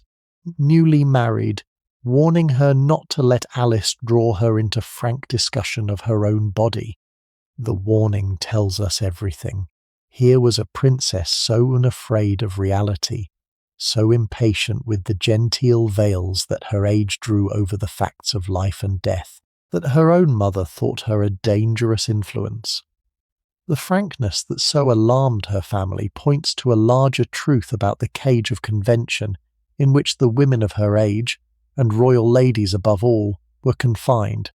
A lady of the Victorian upper classes was expected to be innocent to the point of ignorance, especially in all that touched the body and its workings, to know nothing of the realities of birth and illness and death, beyond what could be veiled in delicate euphemism, to leave the serious business of the world to men, and to occupy herself with the ornamental and the domestic.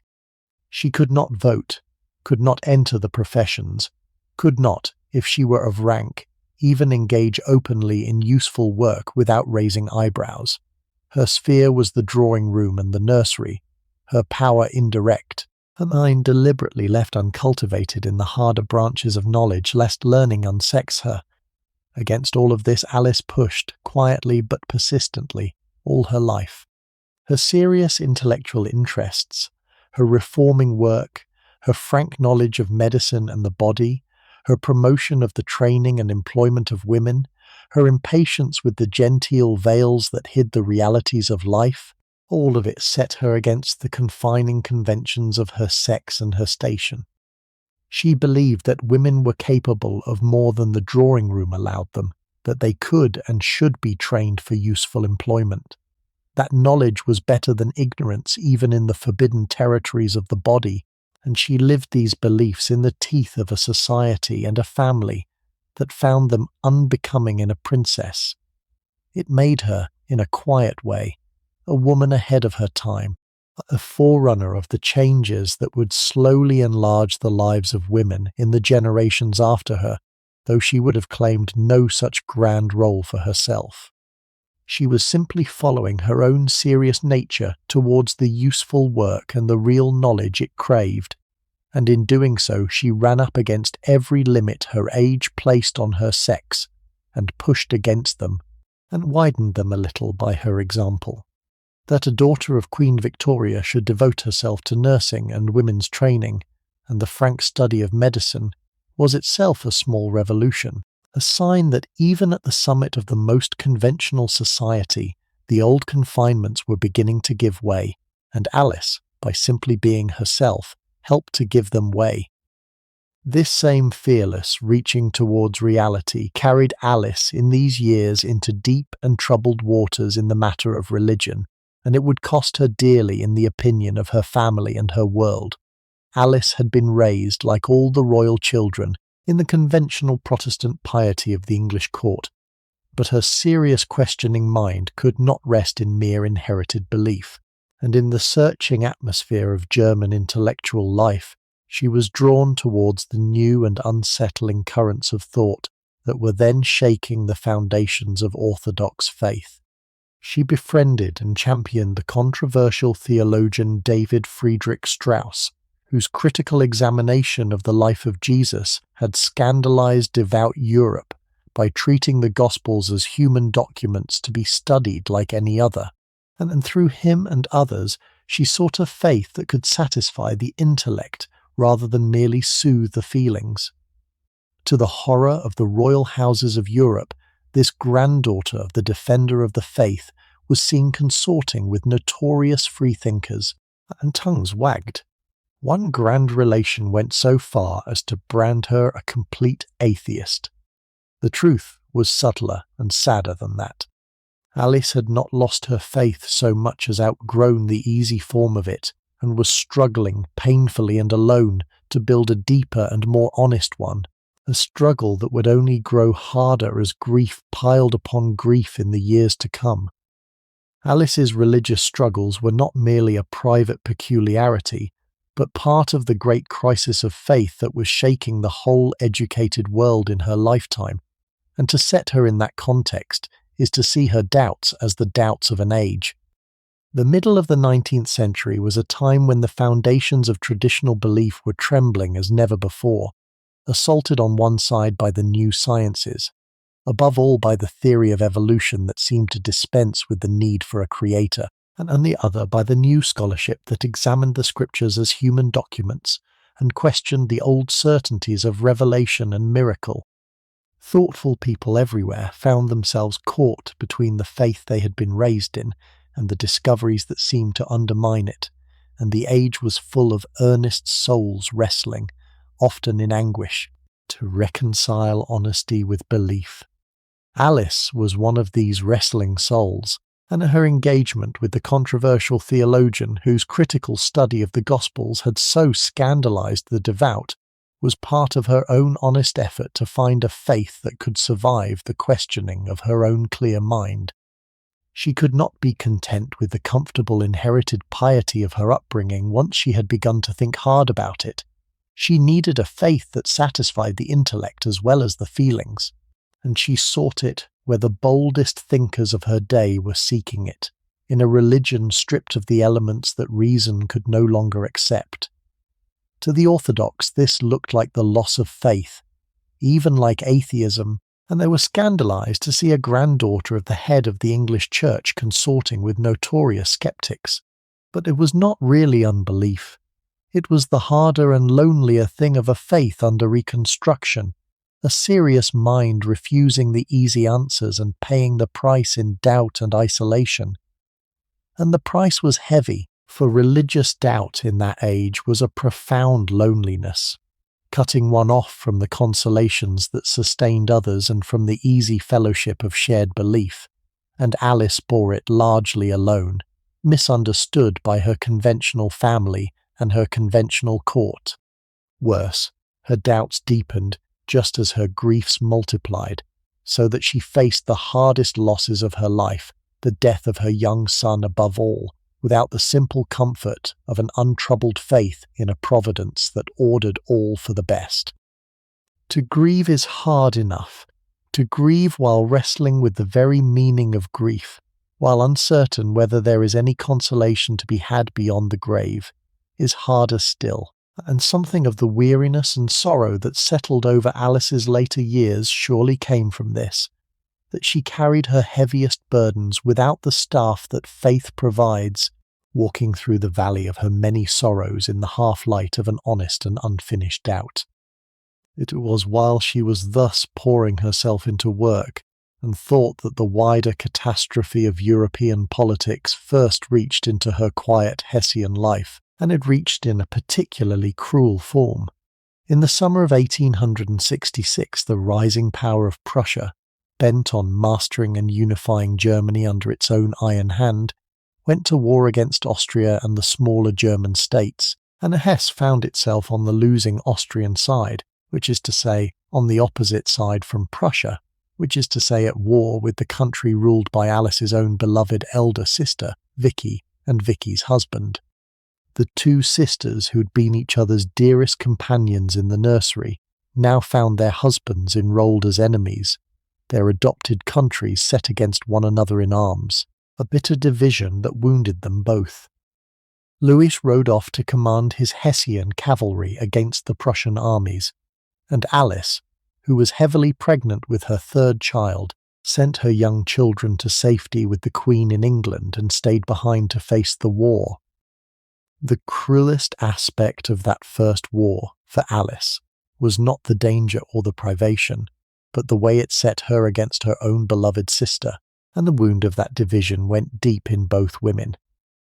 Alice and Vicky had been the closest of companions in the royal nursery, bound by a deep affection and a constant correspondence that had survived Vicky's marriage and removal to Prussia, that the two eldest sisters who understood each other as no one else in the family quite did.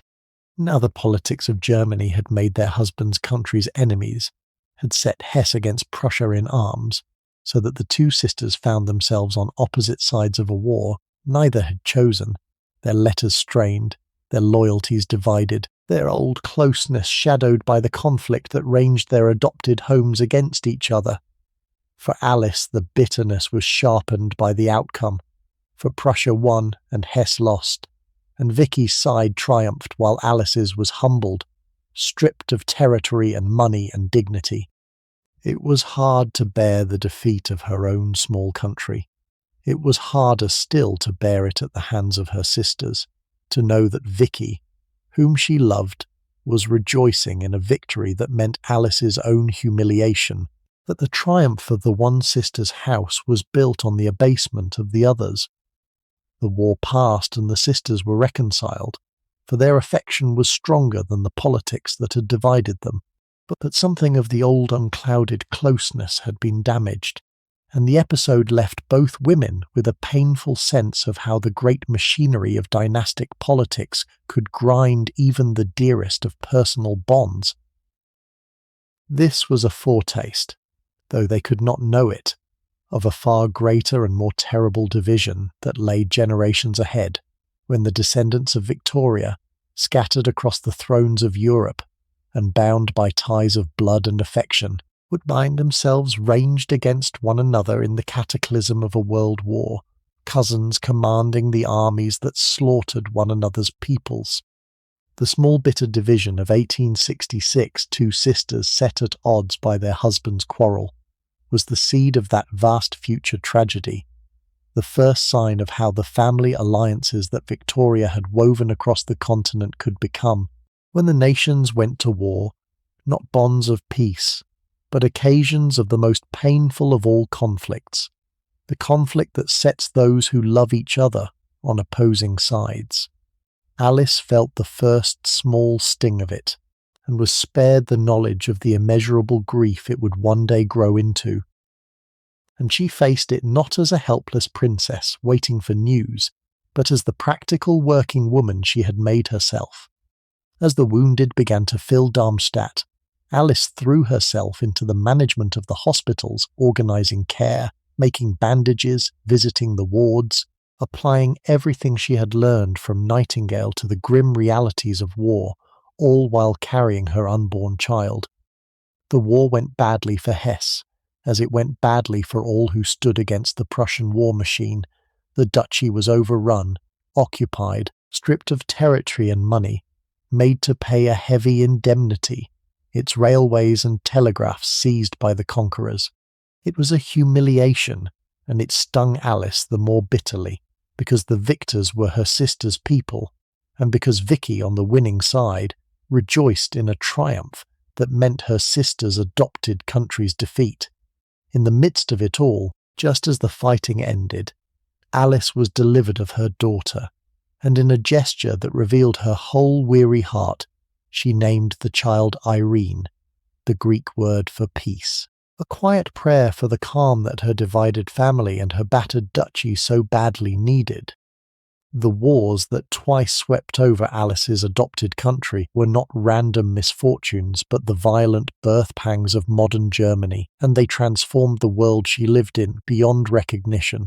When Alice married into Hesse, Germany was still the old patchwork of independent states, dozens of separate sovereignties loosely bound in a weak confederation, and her modest Grand Duchy was one self-governing piece among many. But the rising power of Prussia, guided by the iron will of its great minister Bismarck, was bent on welding all these states into a single nation under Prussian leadership, and had pursued this aim through a series of deliberate wars that broke the old order and forged the new German Empire in blood and iron.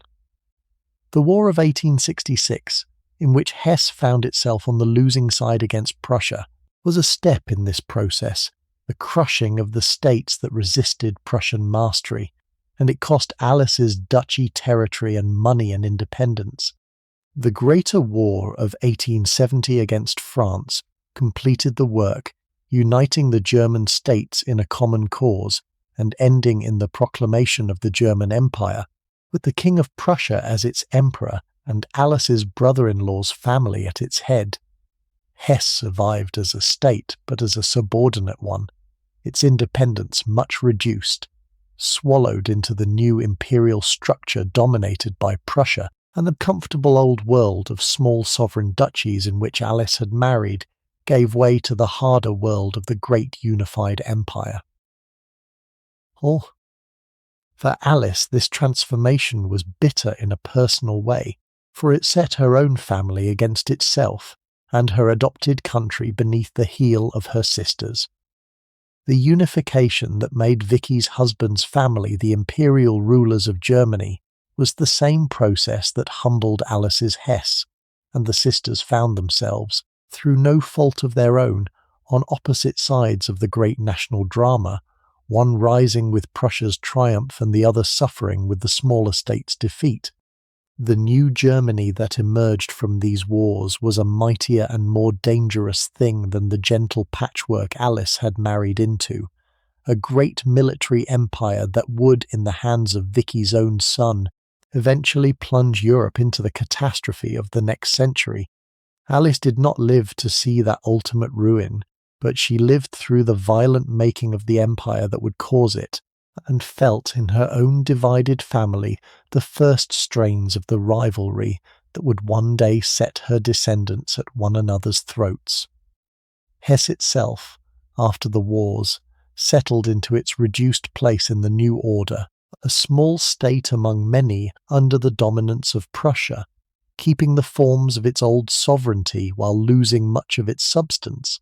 and Alice watched the change with a clear and rather sorrowful eye. She had no love for the harsh military spirit that the new empire embodied, the worship of force and discipline and conquest that had built it,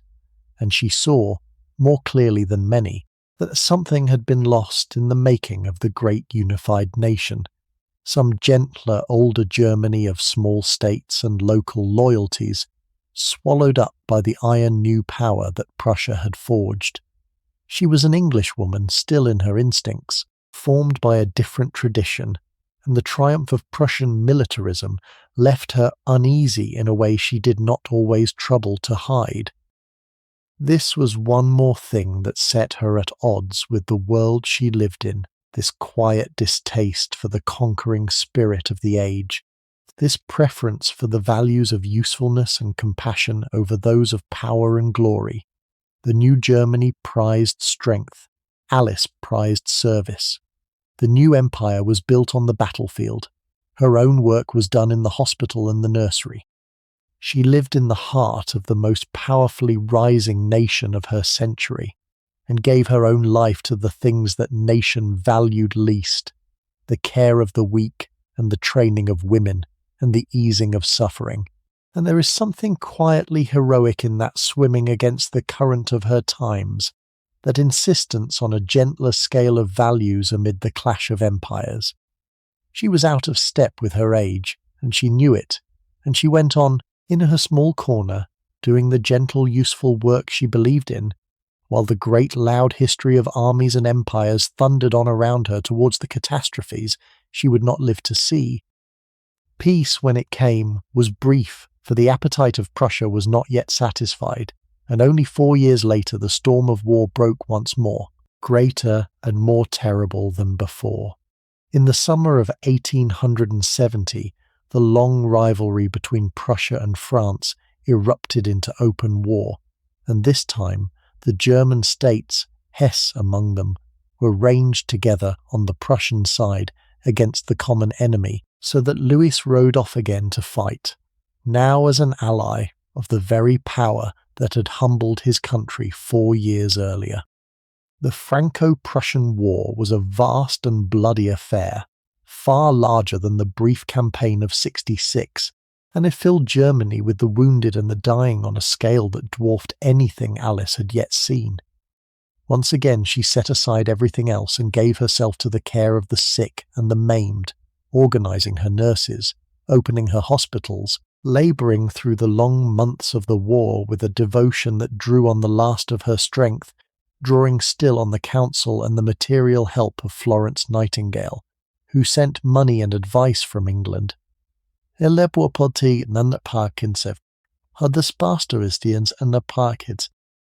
Through all these years, the most complicated relationship in Alice's life remained the one with her own mother, and it is worth following that difficult thread, for it tells us much about the loneliness that shadowed her. The bond had been forged in fire in 1861, when the 18-year-old Alice had upheld her shattered mother through the worst of her grief, and one might have expected that service to have bound the two women together for life in gratitude and love. But grief is a strange and selfish master, and the Queen, wrapped in her endless mourning, came in the years that followed to find her clever, frank, independent-minded daughter more trying than comforting, and the warmth that Alice had earned cooled into something more distant and more critical. Victoria disapproved of much in Alice, of her frankness, of her religious doubts, of her reforming enthusiasms, of her hands-on motherhood, or the very independence of mind that made her remarkable, and she did not hesitate to express her disapproval. Alice, for her part, needed from her mother a warmth and a support that the self-absorbed grieving Queen could not or would not give, and the letters between them, voluminous as they were, carry an undercurrent of strain, of a daughter seeking approval and a mother withholding it, of affection tangled with disappointment on both sides. There were quarrels and reconciliations, and long stretches of coolness, and beneath it all the painful sense, on Alice's side, of having given much and received little, of having upheld her mother in the great crisis, and not been upheld in return through her own years of trouble.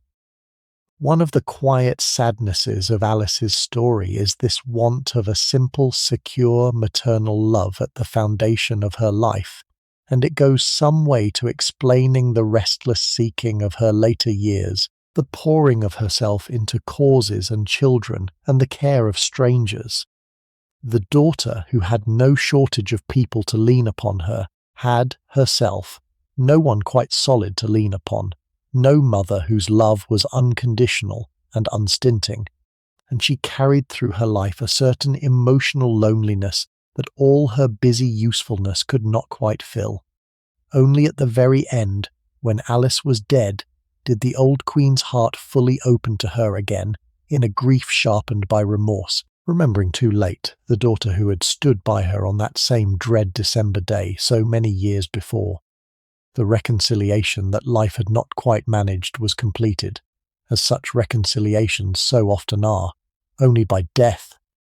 It was punishing work, and it took its toll. Alice was no longer the fresh young woman who had come to Hesse.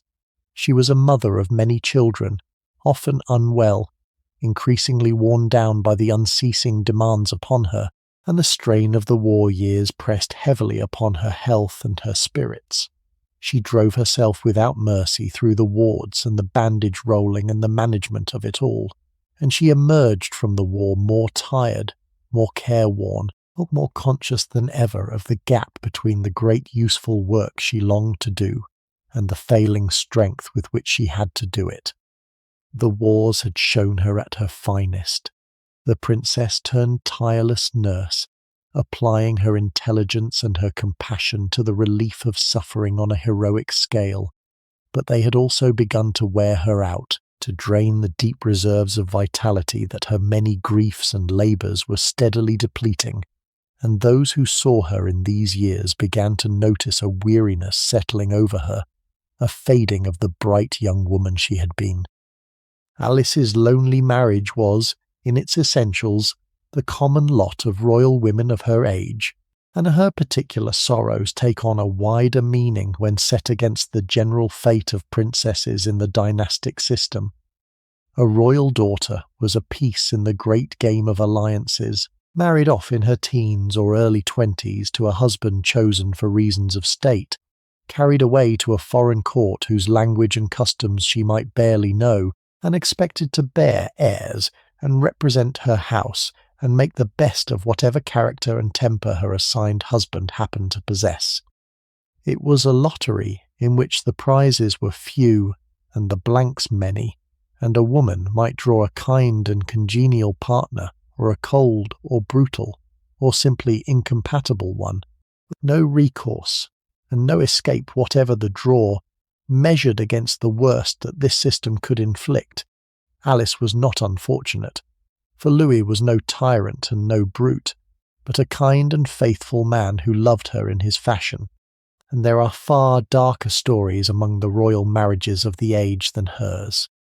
But the gentler tragedy of a fundamental mismatch of a deep nature yoked for life to a shallow one, of a woman of brilliance and longing married to a worthy man who could not begin to meet her, is a real tragedy for all that it spills no blood and makes no scandal, and it was Alice's. She had drawn, in the lottery of dynastic marriage, not a cruel husband, but a limited one, and she paid for it not in the dramatic coin of abuse, but in the quieter currency of a lifelong loneliness, within a marriage that was outwardly perfectly sound. We should remember, when we pity her, how many women of her time and rank shared some version of her fate, married young to strangers for reasons of state, and left to make what they could of the bargain, their own happiness, the last thing anyone consulted. The system used them as the instruments of dynastic policy, and their inner lives, their longings and their loneliness, were nobody's concern, least of all that of the families that bartered them away. Alice felt this perhaps more keenly than most, because she was more reflective than most, and wanted more from life than the system was designed to give. But her loneliness was not hers alone. It was the hidden grief of a whole class of women. The price they paid for the alliances their marriages secured, and Alice's quiet suffering speaks for many whose names we do not even know. And in the very midst of this second war there came, from England, a piece of news that struck at the deepest wound of all, and seemed to reopen the catastrophe of 1861. In the late autumn of 1871, her brother Bertie, the Prince of Wales, fell gravely ill with typhoid fever, the same disease that had carried off their father. And as the weeks passed and his condition worsened, the nation watched in mounting dread, for it seemed that the heir to the throne might be about to follow the prince consort to the grave. Alice hurried to England to help nurse her brother, taking up once more the sick-room vigil that she knew so terribly well, and the family gathered at Sandringham in an agony of suspense that mounted as the fatal anniversary approached. For the crisis of Bertie's illness fell in the second week of December, and as the 14th drew near, the very day on which Albert had died 10 years before, it seemed to the watching, grieving family as though some dreadful pattern were repeating itself, as though the date itself were cursed. And then, at the last extremity, on the dreaded anniversary itself, Bertie's fever broke, and he began, against all expectation, to recover. The nation wept with relief and sang its thanksgiving, and the strange and frightening power of that December date, which had taken the father and spared the son, felt for the moment a thing of mercy rather than of doom. Alice could not have dreamed how that same date was waiting still, for her.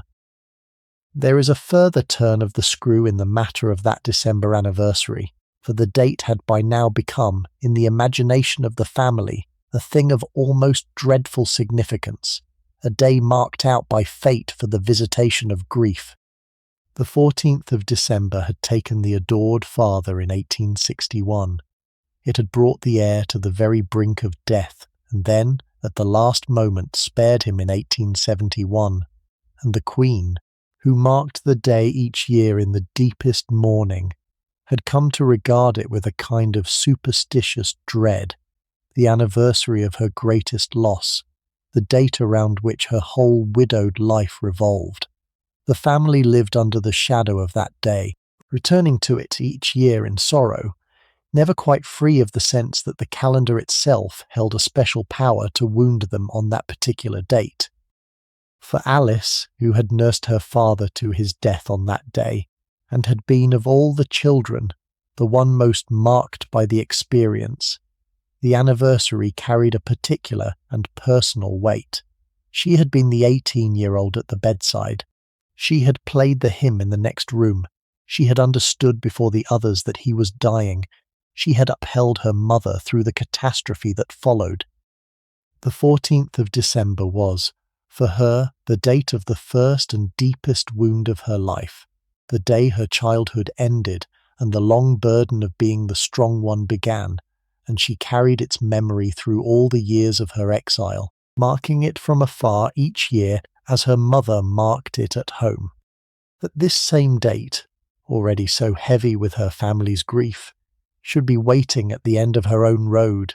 that she of all the children should be the one to die upon it, completing the dreadful pattern, is the kind of coincidence that fiction would not dare to invent, and that life, careless of probability, occasionally produces.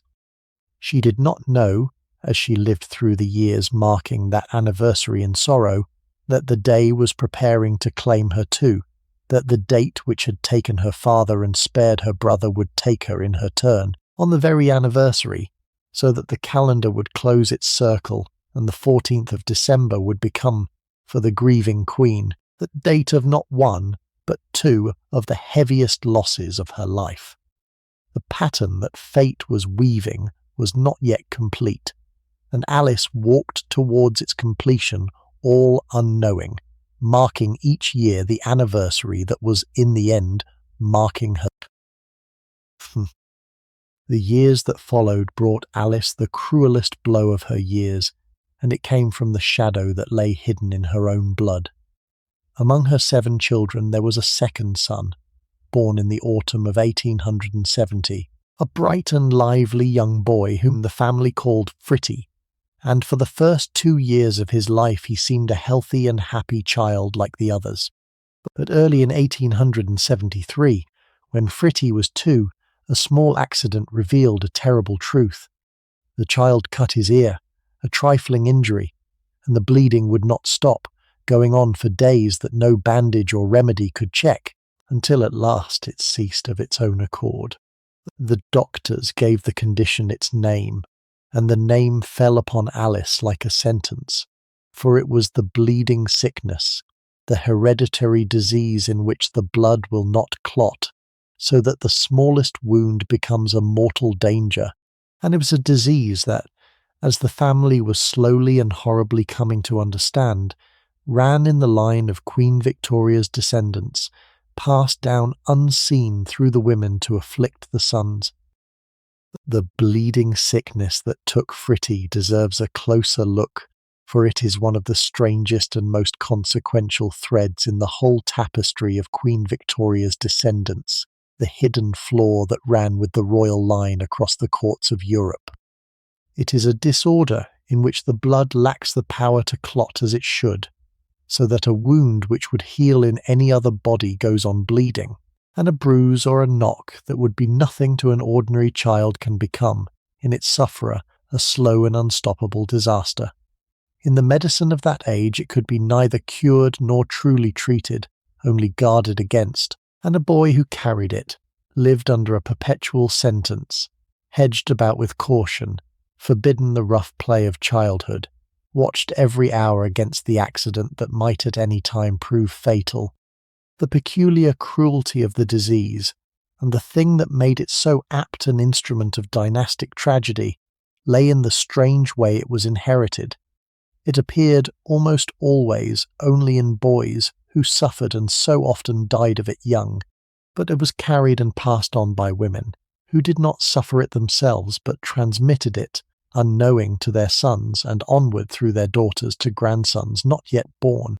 A mother might be a carrier without the least sign or symptom, and might learn of it only when a son sickened or a grandson bled, and there was no way, in that age, to know in advance which daughters carried the flaw and which did not.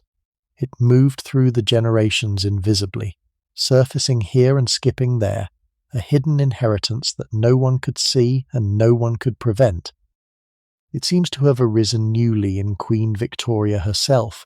and from her it spread into the families of her children who bore it, so that the royal houses into which her daughters and granddaughters married found themselves afflicted with a disease they had not known before, the gift, all unintended, of their British alliance. Alice was one of the daughters who bore it. She gave it to her son Fritty, who died of it, and she passed it, as the family would only later understand, to daughters of her own, who would carry it onward into other royal houses. The full and terrible working out of this inheritance lay in the future, in a palace far to the east, where the disease would one day fasten upon the heir to the greatest throne in Europe and play its part in the fall of an empire. But it began for Alice, in the nursery at Darmstadt, with a child whose cut ear would not stop bleeding, and the dawning knowledge that the flaw was in her own blood, and might be in her daughter's too. It was the same affliction that troubled Alice's own youngest brother Leopold, and it had now appeared in her own child, carried, though no one yet fully grasped the mechanism, through Alice herself from her mother. To know that her young son carried within him this hidden flaw, that the ordinary tumbles and scrapes of any child's life could turn at any moment to deadly peril, that she must watch him every hour of every day against the constant nearness of catastrophe, was a torment of a special and exquisite kind, the torment of a love shadowed always by dread. Alice, who had nursed so many of the sick and the dying, now faced the prospect of a lifetime spent guarding a beloved son against the very fragility of his own body, and she took up the watch with all the fierce protective love of her nature. But there is no guarding a lively child against the whole world, and the dread that haunted her was soon, with a swiftness and a cruelty that broke her, made real. It happened on a morning at the end of May in 1873, in Alice's own bedroom at the palace in Darmstadt, and it happened in an instant, as such things do. Fritty and his elder brother Ernie, the two small boys, were playing together in the room while their mother was near, and Ernie ran off into an adjoining room whose window looked across at an angle to the windows where the children were. Alice went after Ernie to draw him back from the open window, and in the moment that she was out of the room, young Fritty, wanting to see his brother, climbed up onto a chair beside the open window to look across. The chair tipped beneath him, and the child fell from the window to the ground below. The fall itself from no very great height would have meant little to an ordinary child. A fright and some bruises and a frightened mother's embrace, he was picked up alive and seemed at first not gravely hurt. But Fritty was not an ordinary child, and in his fragile body the hidden bleeding had already begun, the bleeding in the brain that no power on earth could then have stopped. And within a few hours, as his frantic mother watched and could do nothing, the little boy slipped away. He was 2 years old. The grief that came down upon the household after that May morning was of a kind that does not lift, and it changed the family from within. Alice's husband, who had loved the bright young boy as much as she had, was sunk in his own sorrow, and could give her scarcely any of the comfort she needed,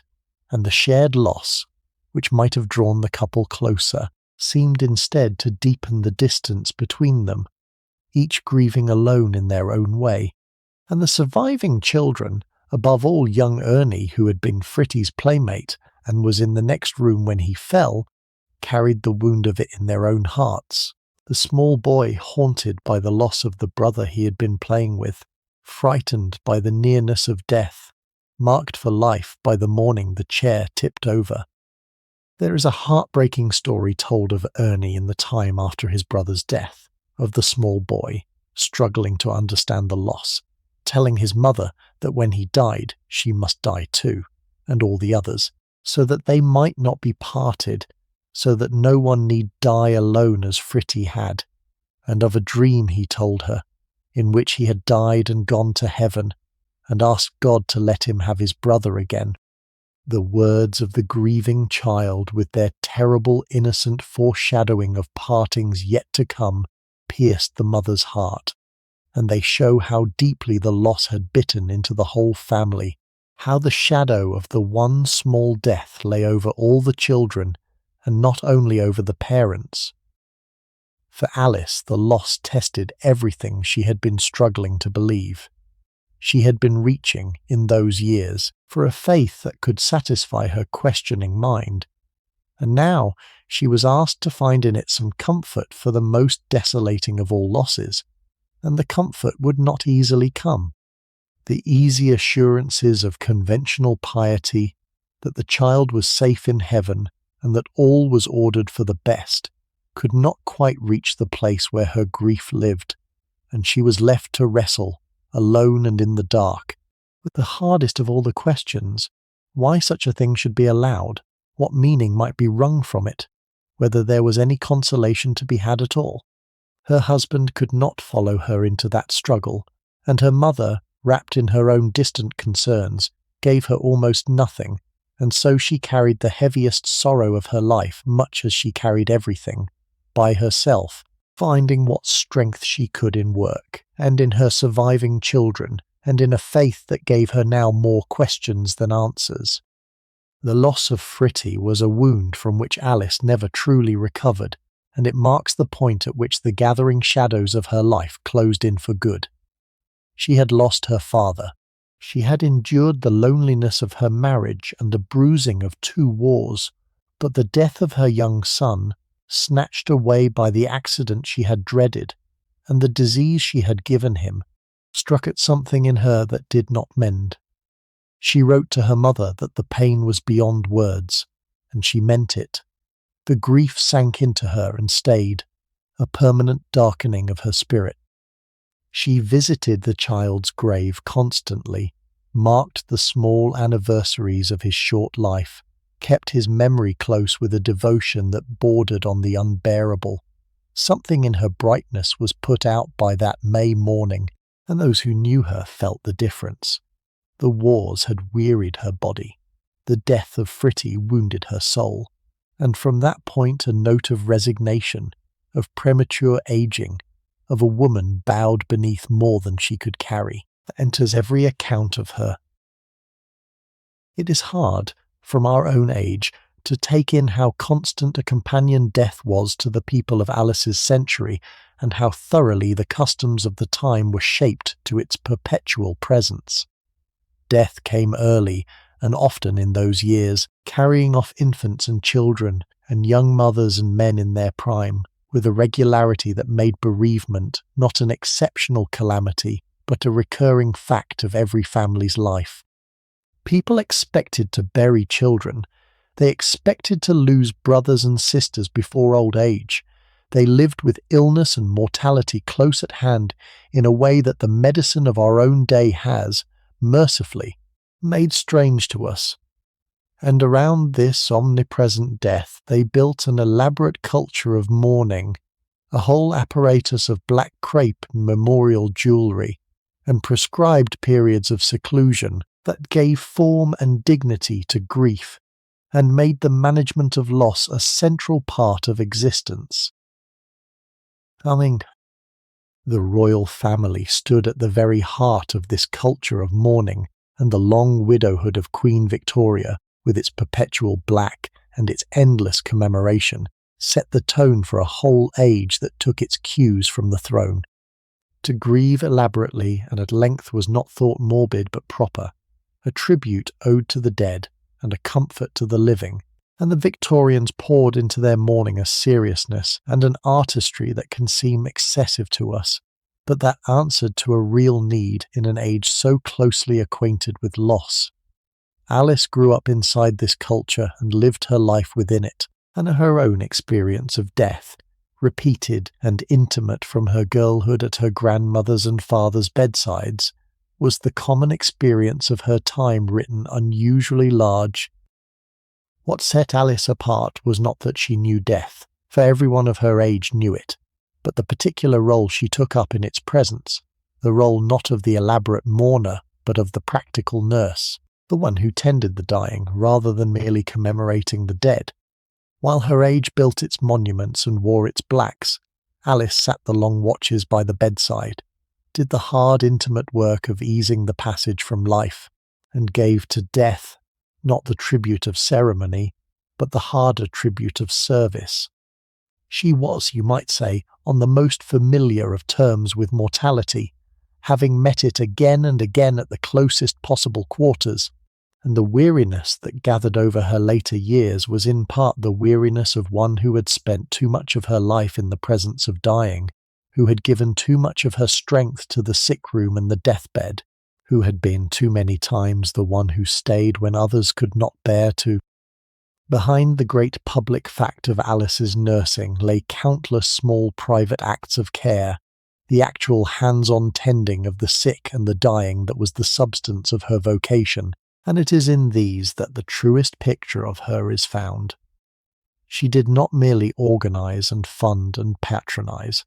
She sat by the beds, changed the dressings, soothed the fevered, held the hands of the frightened, did the intimate, unpleasant, necessary work of the sick room with her own royal hands.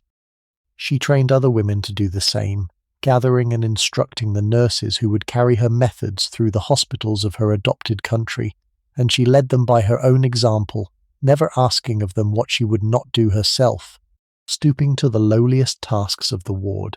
as readily as the humblest of her trainees. This willingness to do the actual work, to be present in the flesh at the bedsides of the suffering, set her apart from the merely charitable great ladies of her age, who lent their names and their money to good causes, but kept their persons at a safe and fragrant distance from the realities of illness and death.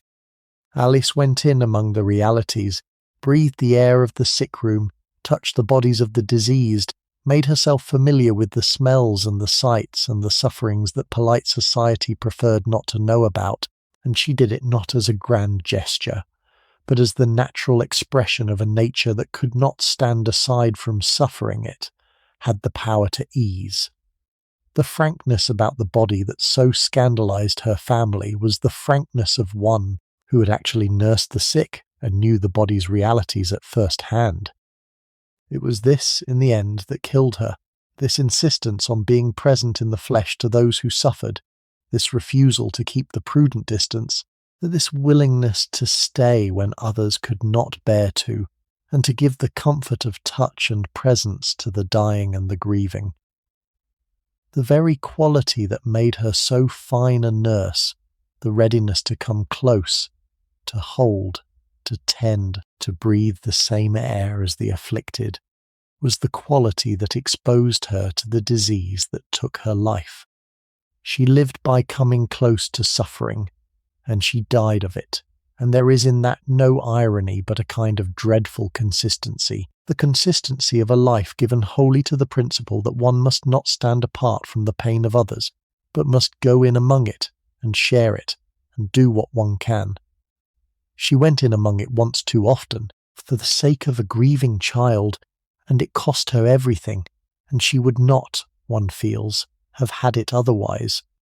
And the loss carried within it a further dread that reached into the unborn future.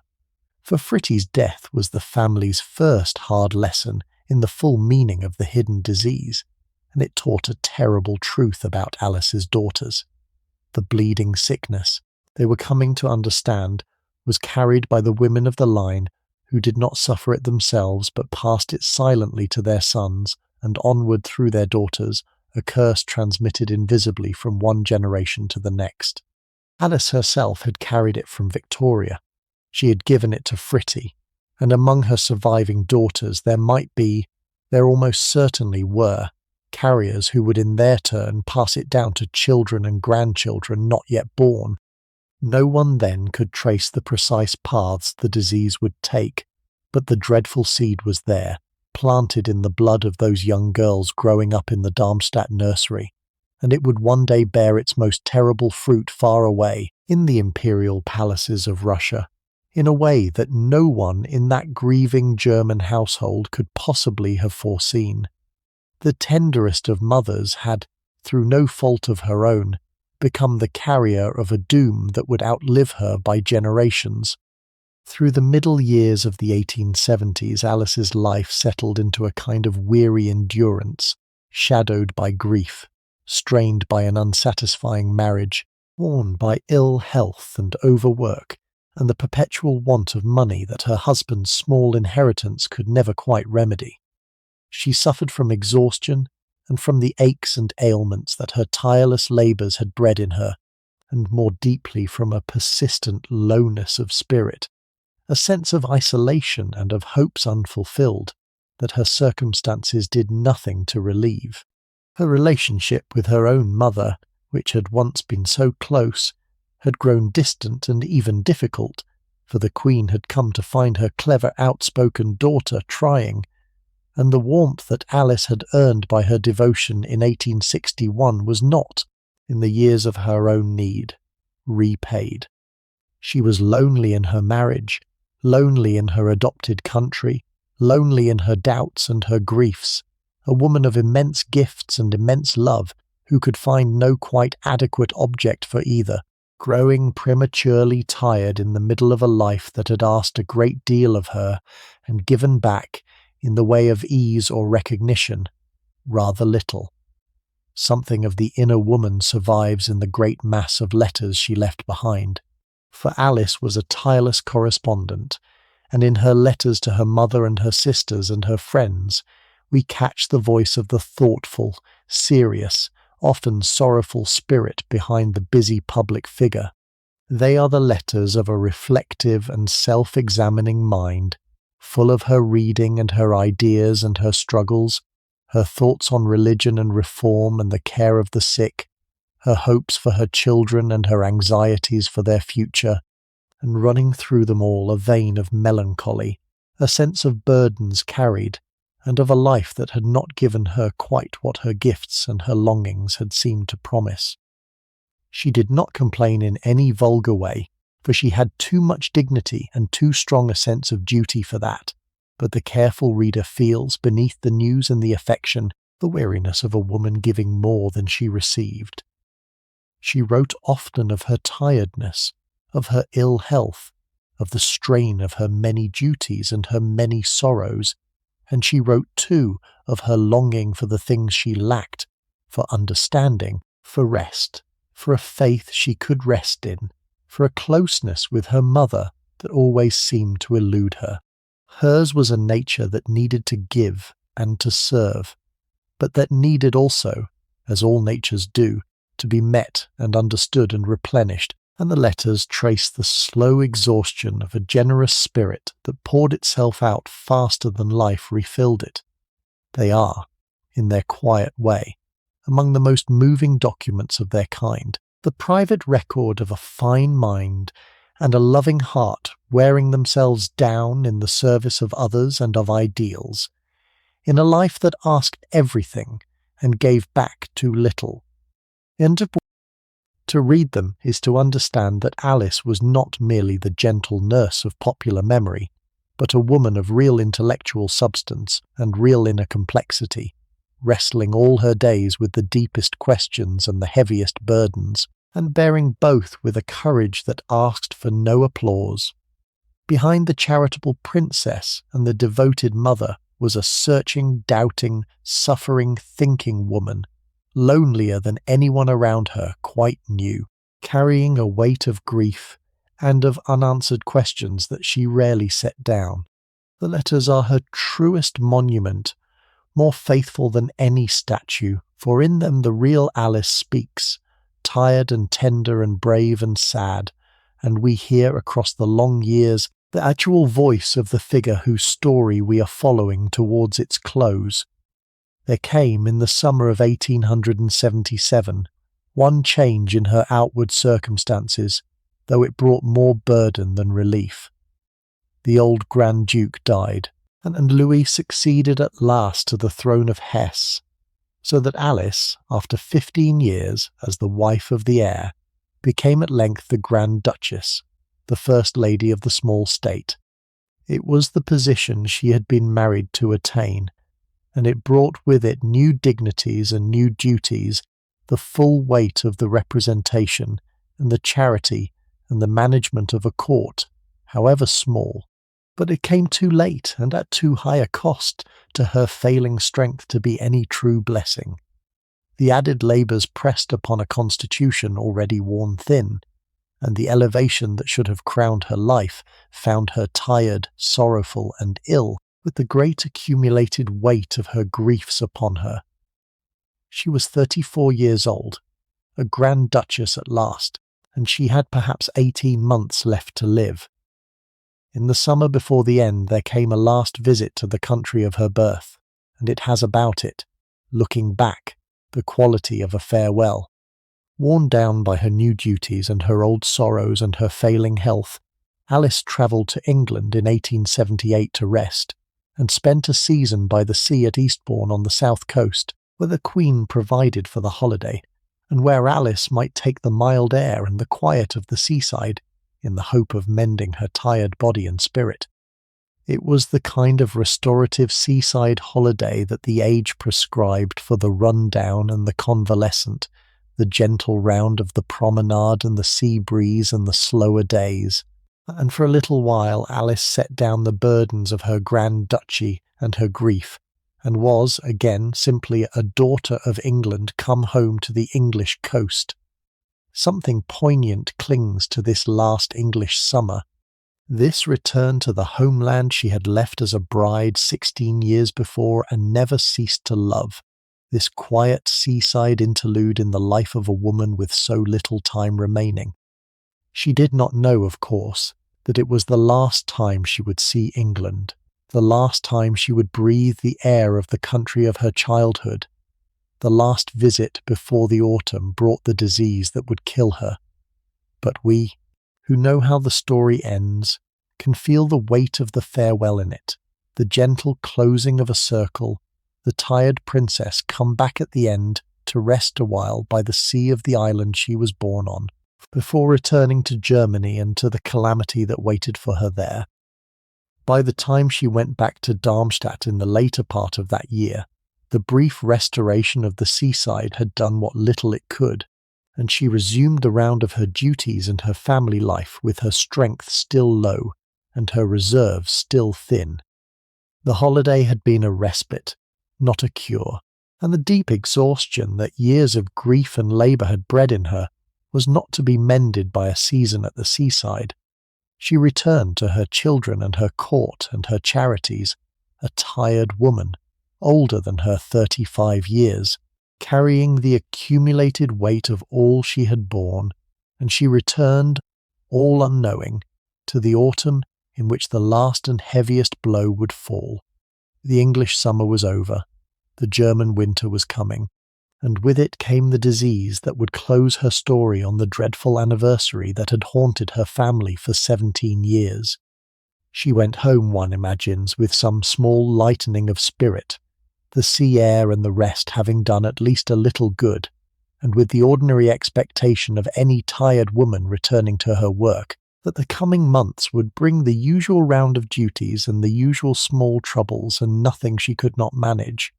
that she was returning to the last weeks of her life, that the children she was going back to were soon to be fighting for their lives, and that she would not see another spring, was mercifully hidden from her, as the future always is, behind the quiet, ordinary face of the present. In the time that remained to her, Alice took what comfort she could in her children, who were growing now towards adulthood, and in whom she had invested the deepest love and the most careful upbringing of her life. They were a remarkable group of young people, those Hessian princes and princesses, and their mother had shaped them with all her intelligence and tenderness, raising them to be unpretentious, dutiful, warm-hearted and serious, marking them with the stamp of her own fine character. The eldest, Victoria, was a clever, capable young woman who would in time make a marriage of love to a prince of the Battenberg family and become, through her own descendants, the ancestress of a line that reaches into the British royal house of our own day. The second, Ella, had grown into one of the celebrated beauties of Europe, gentle and luminous, destined for a brilliant and ultimately tragic marriage into the imperial family of Russia. There was Irene, the child of peace. There was Ernie, the surviving son and heir, sensitive and artistic.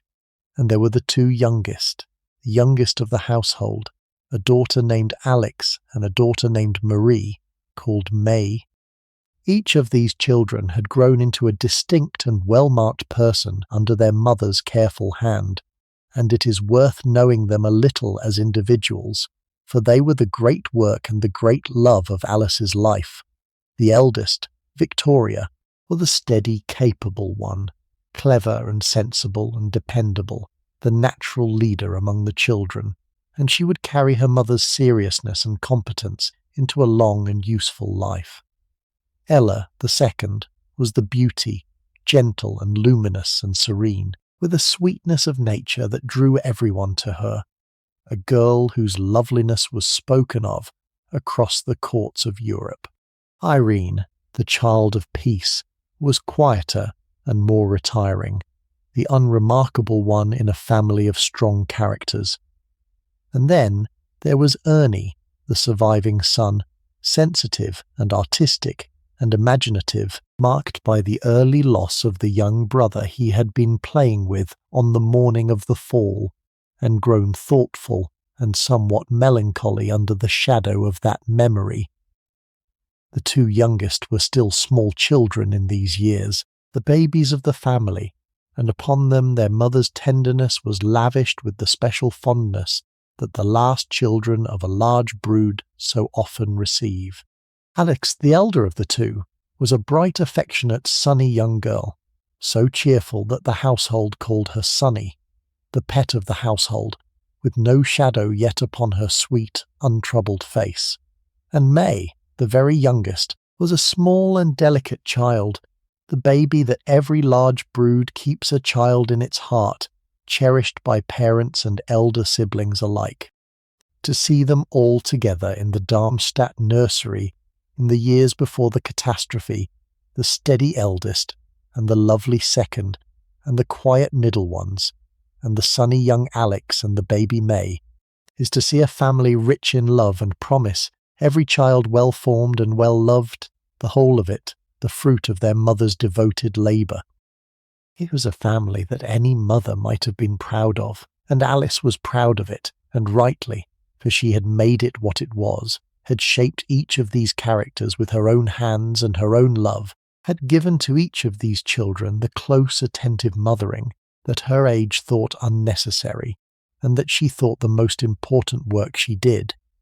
They were her answer to the loneliness of her marriage, and the disappointments of her exile, the place where her vast, unspent affection had found its outlet,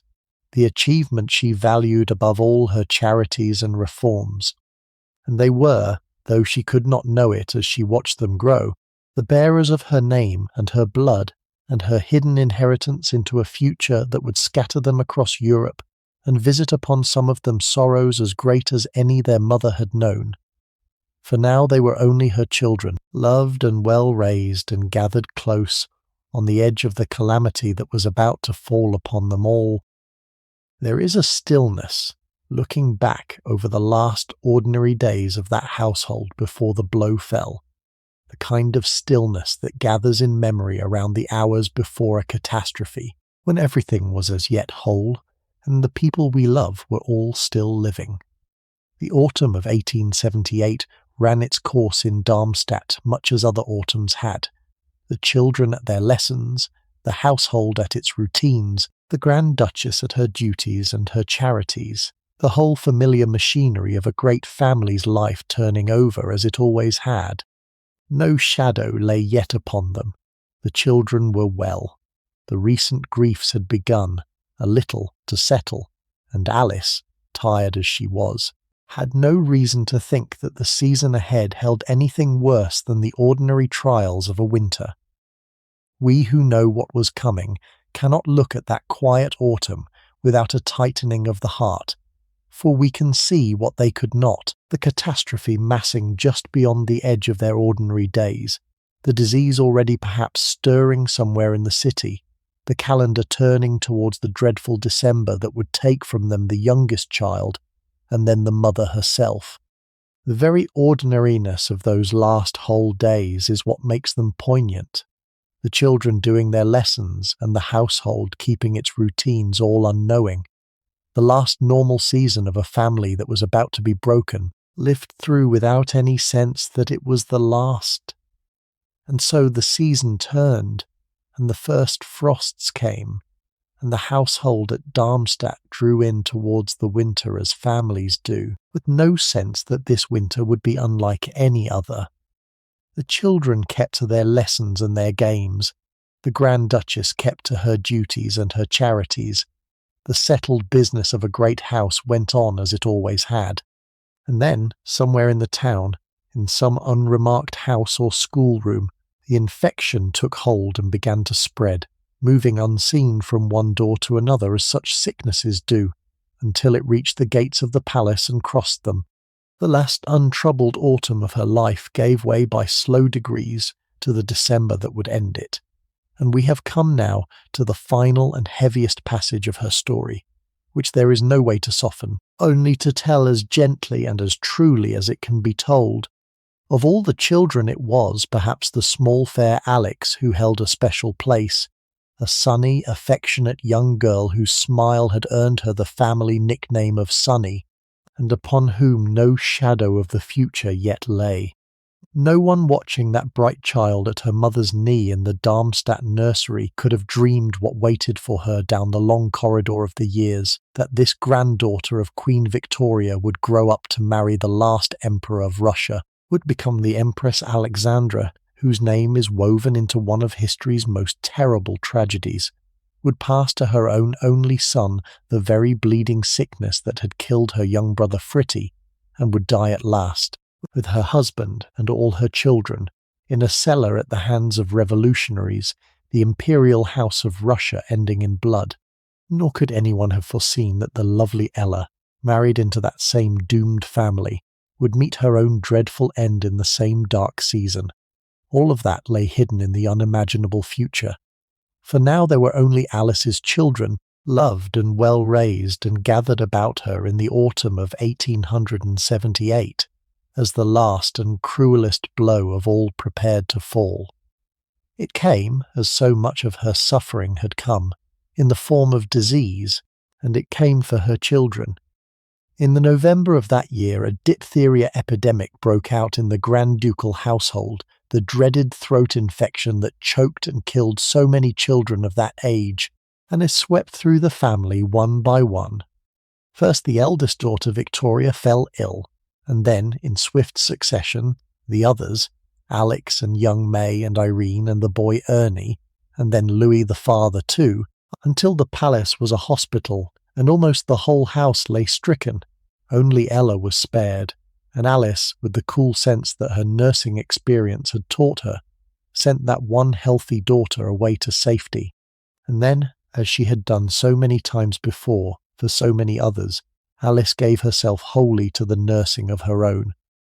Through the terrible weeks of that epidemic, she moved from sickbed to sickbed, tending child after child and her husband besides, scarcely sleeping, holding the frightened household together by her own will. The practiced nurse and the loving mother joined in one tireless figure of devotion.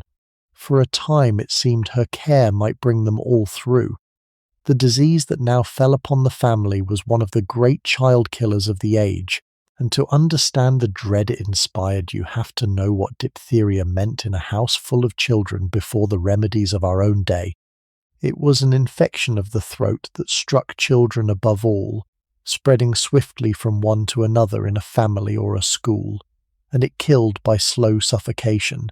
closing the throat against the passage of air, so that its small victims struggled and weakened, and too often died of it in numbers that made it one of the most feared of all the diseases of childhood. There was no sure treatment, no protective inoculation, no certain defence. When it entered a house full of children, it ran through them like fire through dry grass, and the parents could only nurse and watch and pray and bury. This was the enemy that came for Alice's children in the late autumn of 1878, and it found in the Grand Ducal household, a house full of victims close together, the ideal conditions for its deadly spread. One after another the children sickened, the infection passing from each to the next, despite every precaution, until the palace that had been a home became a ward full of the dangerously ill, and the practiced nurse who was their mother faced the gravest test of all her years of nursing, the care not of strangers or of soldiers, but of her own beloved children, every one of them in mortal danger at once. She drew on all her skill and all her strength, isolating the sick where she could, sending the one healthy child away, applying everything she knew, fighting the disease bed by bed, with the desperate energy of a mother whose whole family hung in the balance. For a time her care seemed to be winning, for the children, one by one, began to pass the worst and to mend, and it looked as though her skill and devotion might carry them all through the valley of the shadow and out the other side. But diphtheria does not spare the youngest and the weakest, and against the very littlest of them all her care could not prevail.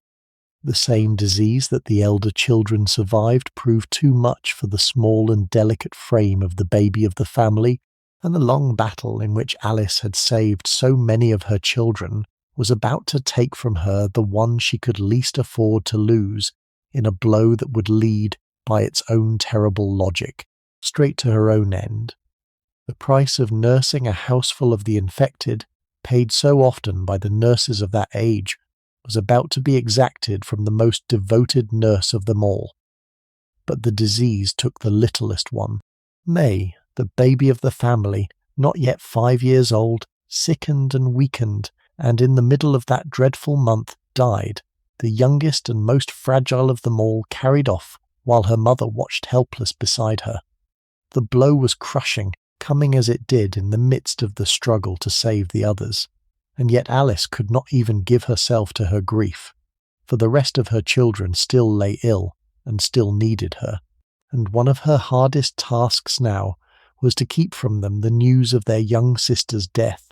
lest the shock should worsen their own condition. For weeks she carried the secret of May's death alone, nursing the survivors while concealing from them the loss that was breaking her heart, a burden of grief and pretense almost too heavy to imagine. She kept it from Ernie above all, the sensitive boy who had been closest to the dead child, and who was himself still weak and recovering, until at last the time came when he had to be told that the young sister he kept asking for was gone. And it was in that moment, the moment of telling her grieving son the truth, that Alice made the small, tender, fatal gesture that would cost her her life. Ernie, hearing at last that May was dead, broke down in such distress that his mother, forgetting in her own anguish the strict rule of the sick-room that she of all people knew so well, the rule that one must not breathe the breath of the infected, bent down and took the weeping boy in her arms and kissed him to comfort him. It was the most natural act in the world, a mother consoling a heartbroken child, and it was, the tradition holds, the act that doomed her, for in that embrace she drew in the infection she had so carefully guarded against through all the weeks of nursing. Whether it happened exactly so, in that single kiss, or whether the disease would have found her anyway after so long in that house of contagion, we cannot know for certain. But the story that has always been told, and that has about it the terrible fitness of her whole life, is that Alice caught her death in the act of comforting her child, that the tenderness which had defined her from the nursery was, in the end, the very thing that killed her. Early in December, worn to nothing by weeks of sleepless nursing, and crushed by the secret grief she carried, Alice recognised in her own throat the first signs of the disease she had nursed in all the others. She knew at once, with the clear, unflinching knowledge of the practised nurse, what it meant. By then most of the family had passed the worst and were mending. Her children would live. Her husband would recover. The long battle to save them had been, for them, very nearly won. But it had been won at the cost of the nurse herself. And now, with the others on the mend, Alice's own strength, drained to the dregs by all she had endured, had nothing left with which to fight. She declined quickly. The infection took hold of her exhausted body, and there was no reserve in her to resist it, and those who had leaned on her for so long could only watch, helpless in their turn, as the one who had nursed them all slipped beyond the reach of any nursing. And then came the date, the strange and dreadful date that had haunted her family for 17 years. On the 14th of December, in the year 1878, to the very day, on which her adored father had died 17 years before, the same December anniversary that had taken Albert and so nearly taken Bertie. Alice grew rapidly worse, and in the small dark hours of that morning she sank into unconsciousness. Her last whispered words, those at her bedside reported, were "Dear Papa," the name of the father she had nursed to his death on that same date so long ago, as though at the very end her mind had travelled back across all the years of her sorrow to the first and deepest of her griefs. A little after 8:30 in the morning, she died. She was 35 years old, the gentle nurse of her family carried off at last by the disease she had caught in the act of love, on the one date in all the calendar most heavy with her family's grief. When the news reached England, the coincidence of the date struck the old queen with an almost superstitious force. Victoria, who had lost so much on the 14th of December, and now lost her daughter on it too, wrote that the date seemed to her almost incredible and most mysterious, and she felt in her grief the strange hand of fate in it. Alice was the first of Victoria's 9 children to die, the first break in the long family line, and her mother, who had leaned on her so heavily in the great catastrophe of 61, and had not always in the years since, repaid that devotion with warmth, mourned her now with a grief sharpened by remorse, remembering the daughter who had upheld her 17 years before on that very day, and praising too late the self-sacrificing nature so like her dead father's. They buried Alice at Darmstadt, in the Grand Ducal Mausoleum, and laid over her coffin the Union flag of the country of her birth, and raised above her a monument that showed her with her dead child May in her arms, the mother and the young daughter together at the last. She was 35, and the world she left behind had scarcely begun to understand what it had lost in her. The news of her death spread grief far beyond the modest duchy where she had spent her married life, and the manner of her dying on the very anniversary of her father's death, in the act of nursing her own children, caught at the imagination of the public, and gave her in death a fame and an affection that her quiet life had never won her. Here was a princess who had given herself to the care of the sick and the wounded, who had laboured for the poor and the suffering, who had buried her own child and nursed her family through plague, and who had died at last of her own devotion, carried off by the disease she had caught comforting a grieving son. It was a story of self-sacrifice almost too perfect, the gentle nurse dying of her own kindness, and it moved the public heart as her living usefulness had never quite done. In England the loss was felt as a national one, for Alice was the Queen's daughter, and an Englishwoman still in the affections of her countrymen, and the first of Victoria's children to be taken. Memorials were raised to her, her charities were continued, and her name kept alive in the institutions she had founded, and the story of her life and death entered the national memory as one of the affecting royal tragedies of the age. The very things that had made her difficult in her lifetime, her seriousness, her frankness, her reforming zeal, were softened in death into the gentler image of the nursing princess, the royal lady who had stooped to the bedpan and the bandage, and that image, true enough as far as it went, became the form in which she was remembered.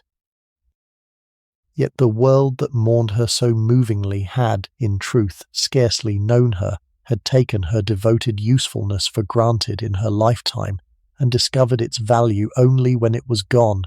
and there is a familiar sadness in that, the sadness of the giver, appreciated only in the giving's end.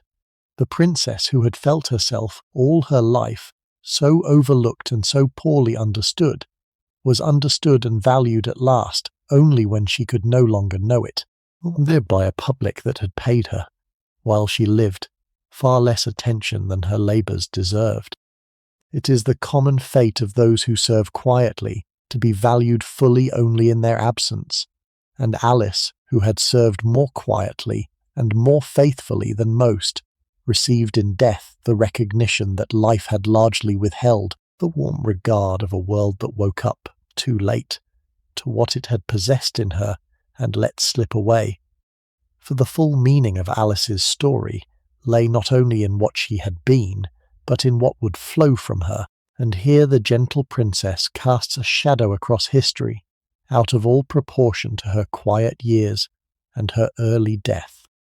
Through her children and her children's children, she became the channel along which some of the great dramas of the coming century would run, the bearer of her name and her blood and her hidden inheritance into the ruling houses of Europe and onward into our own age. Two threads above all ran out from her,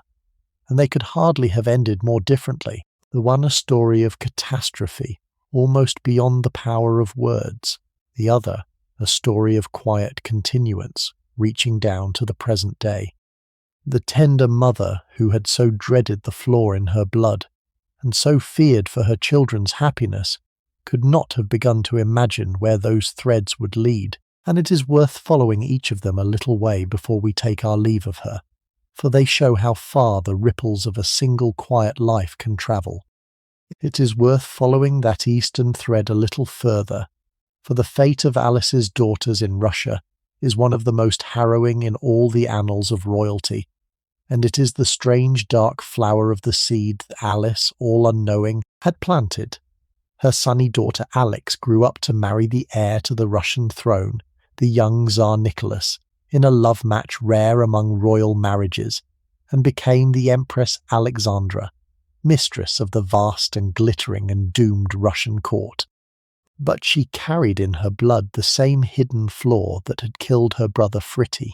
and she passed it to her only son, the longed-for heir to all the Russias, whose desperate illness became the secret torment of his parents and drew into the imperial family the strange and sinister holy man whose hold over the despairing empress did so much to discredit the throne in its final years. When revolution came at last and swept the old order away, the imperial family was seized and held, and in a cellar in a far provincial town, murdered together in a single night, the Tsar and his wife and their children, Alice's daughter and her own grandchildren, shot and bayoneted and flung into a pit, the end of 300 years of Russian monarchy written in their blood, and in the same dreadful season her other daughter, the lovely Ella, who had married into the same imperial house and had become in her widowhood a nun of rare holiness, devoting her fortune and her life to the care of the poor and the sick of Moscow, was seized in her turn and put to death with a cruelty that has passed into legend, flung alive down a mine shaft to die slowly in the dark. The beautiful, gentle sisters of the Darmstadt nursery both met their ends in the great Russian catastrophe, the one an empress and the other a nun, both granddaughters of Queen Victoria, both daughters of the tender nursing princess of Hesse. Had Alice lived to see it, the spectacle would have broken what the earlier griefs had left of her heart, for it gathered into one final horror all the things she had most feared and most loved, her cherished daughters destroyed, her dreaded disease working its ruin, her grandchildren slaughtered, a whole imperial world brought down in blood. She was spared the sight of it by her own early death, and we may be grateful for her sake that she went to her grave imagining for her young Alex and her lovely Ella the ordinary royal futures that seemed to await them, and not the cellar and the mine shaft that in fact lay at the end of their roads. The seed she had planted bore its bitterest fruit half a century after her death, and 1,000 miles from her grave, and she never knew, and could never have borne to know, the harvest that her gentle motherhood had all unwittingly prepared. But the darkness of that eastern thread is not the whole of what flowed from her, and it would be a poor and unbalanced tribute to leave her story among the cellars and the mine shafts of the Russian catastrophe. For another of the threads that ran out from her led not into ruin but into light, in a future as fortunate as the other, was terrible, and it reaches, living and untroubled, down to the present day. Come with me a little further, then, and let me show you where this second thread leads, for it is a gentler place by far than the one we have just left, and it brings the long arc of her story round at the last towards something like peace. But the darkness of the Russian thread is not the whole of what flowed from Alice, and it would be a poor tribute to leave her story there, for another of her lines ran on into light and continuance and reaches, living, into our own time. Her eldest daughter Victoria, the steady, capable one, made a marriage of love to a prince of the Battenberg family, and lived a long and useful and fortunate life, and through her the blood of the Darmstadt princess descended into the British royal house itself.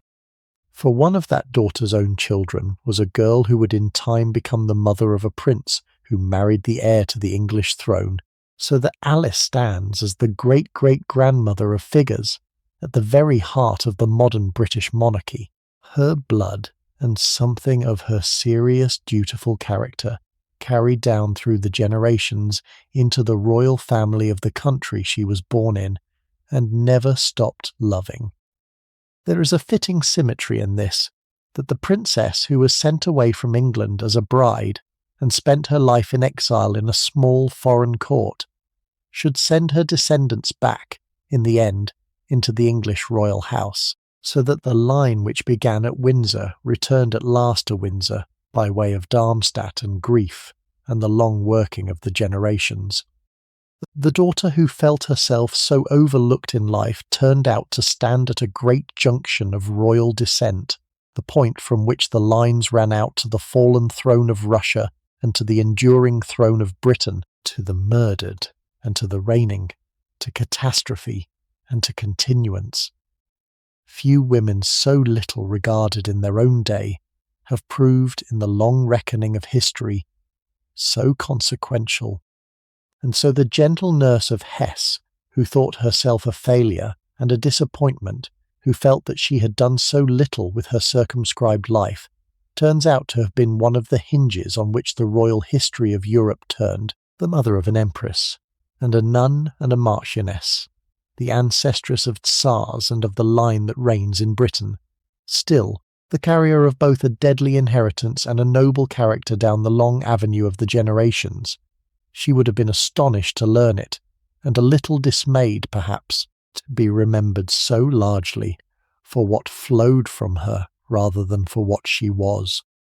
But it is worth setting down all the same before we return to the woman herself, that the quiet life we have been following sent out ripples that crossed the whole continent and the whole century and have not died away yet, and that the tender princess at the centre of it mattered, in the end, more than she or anyone around her ever guessed.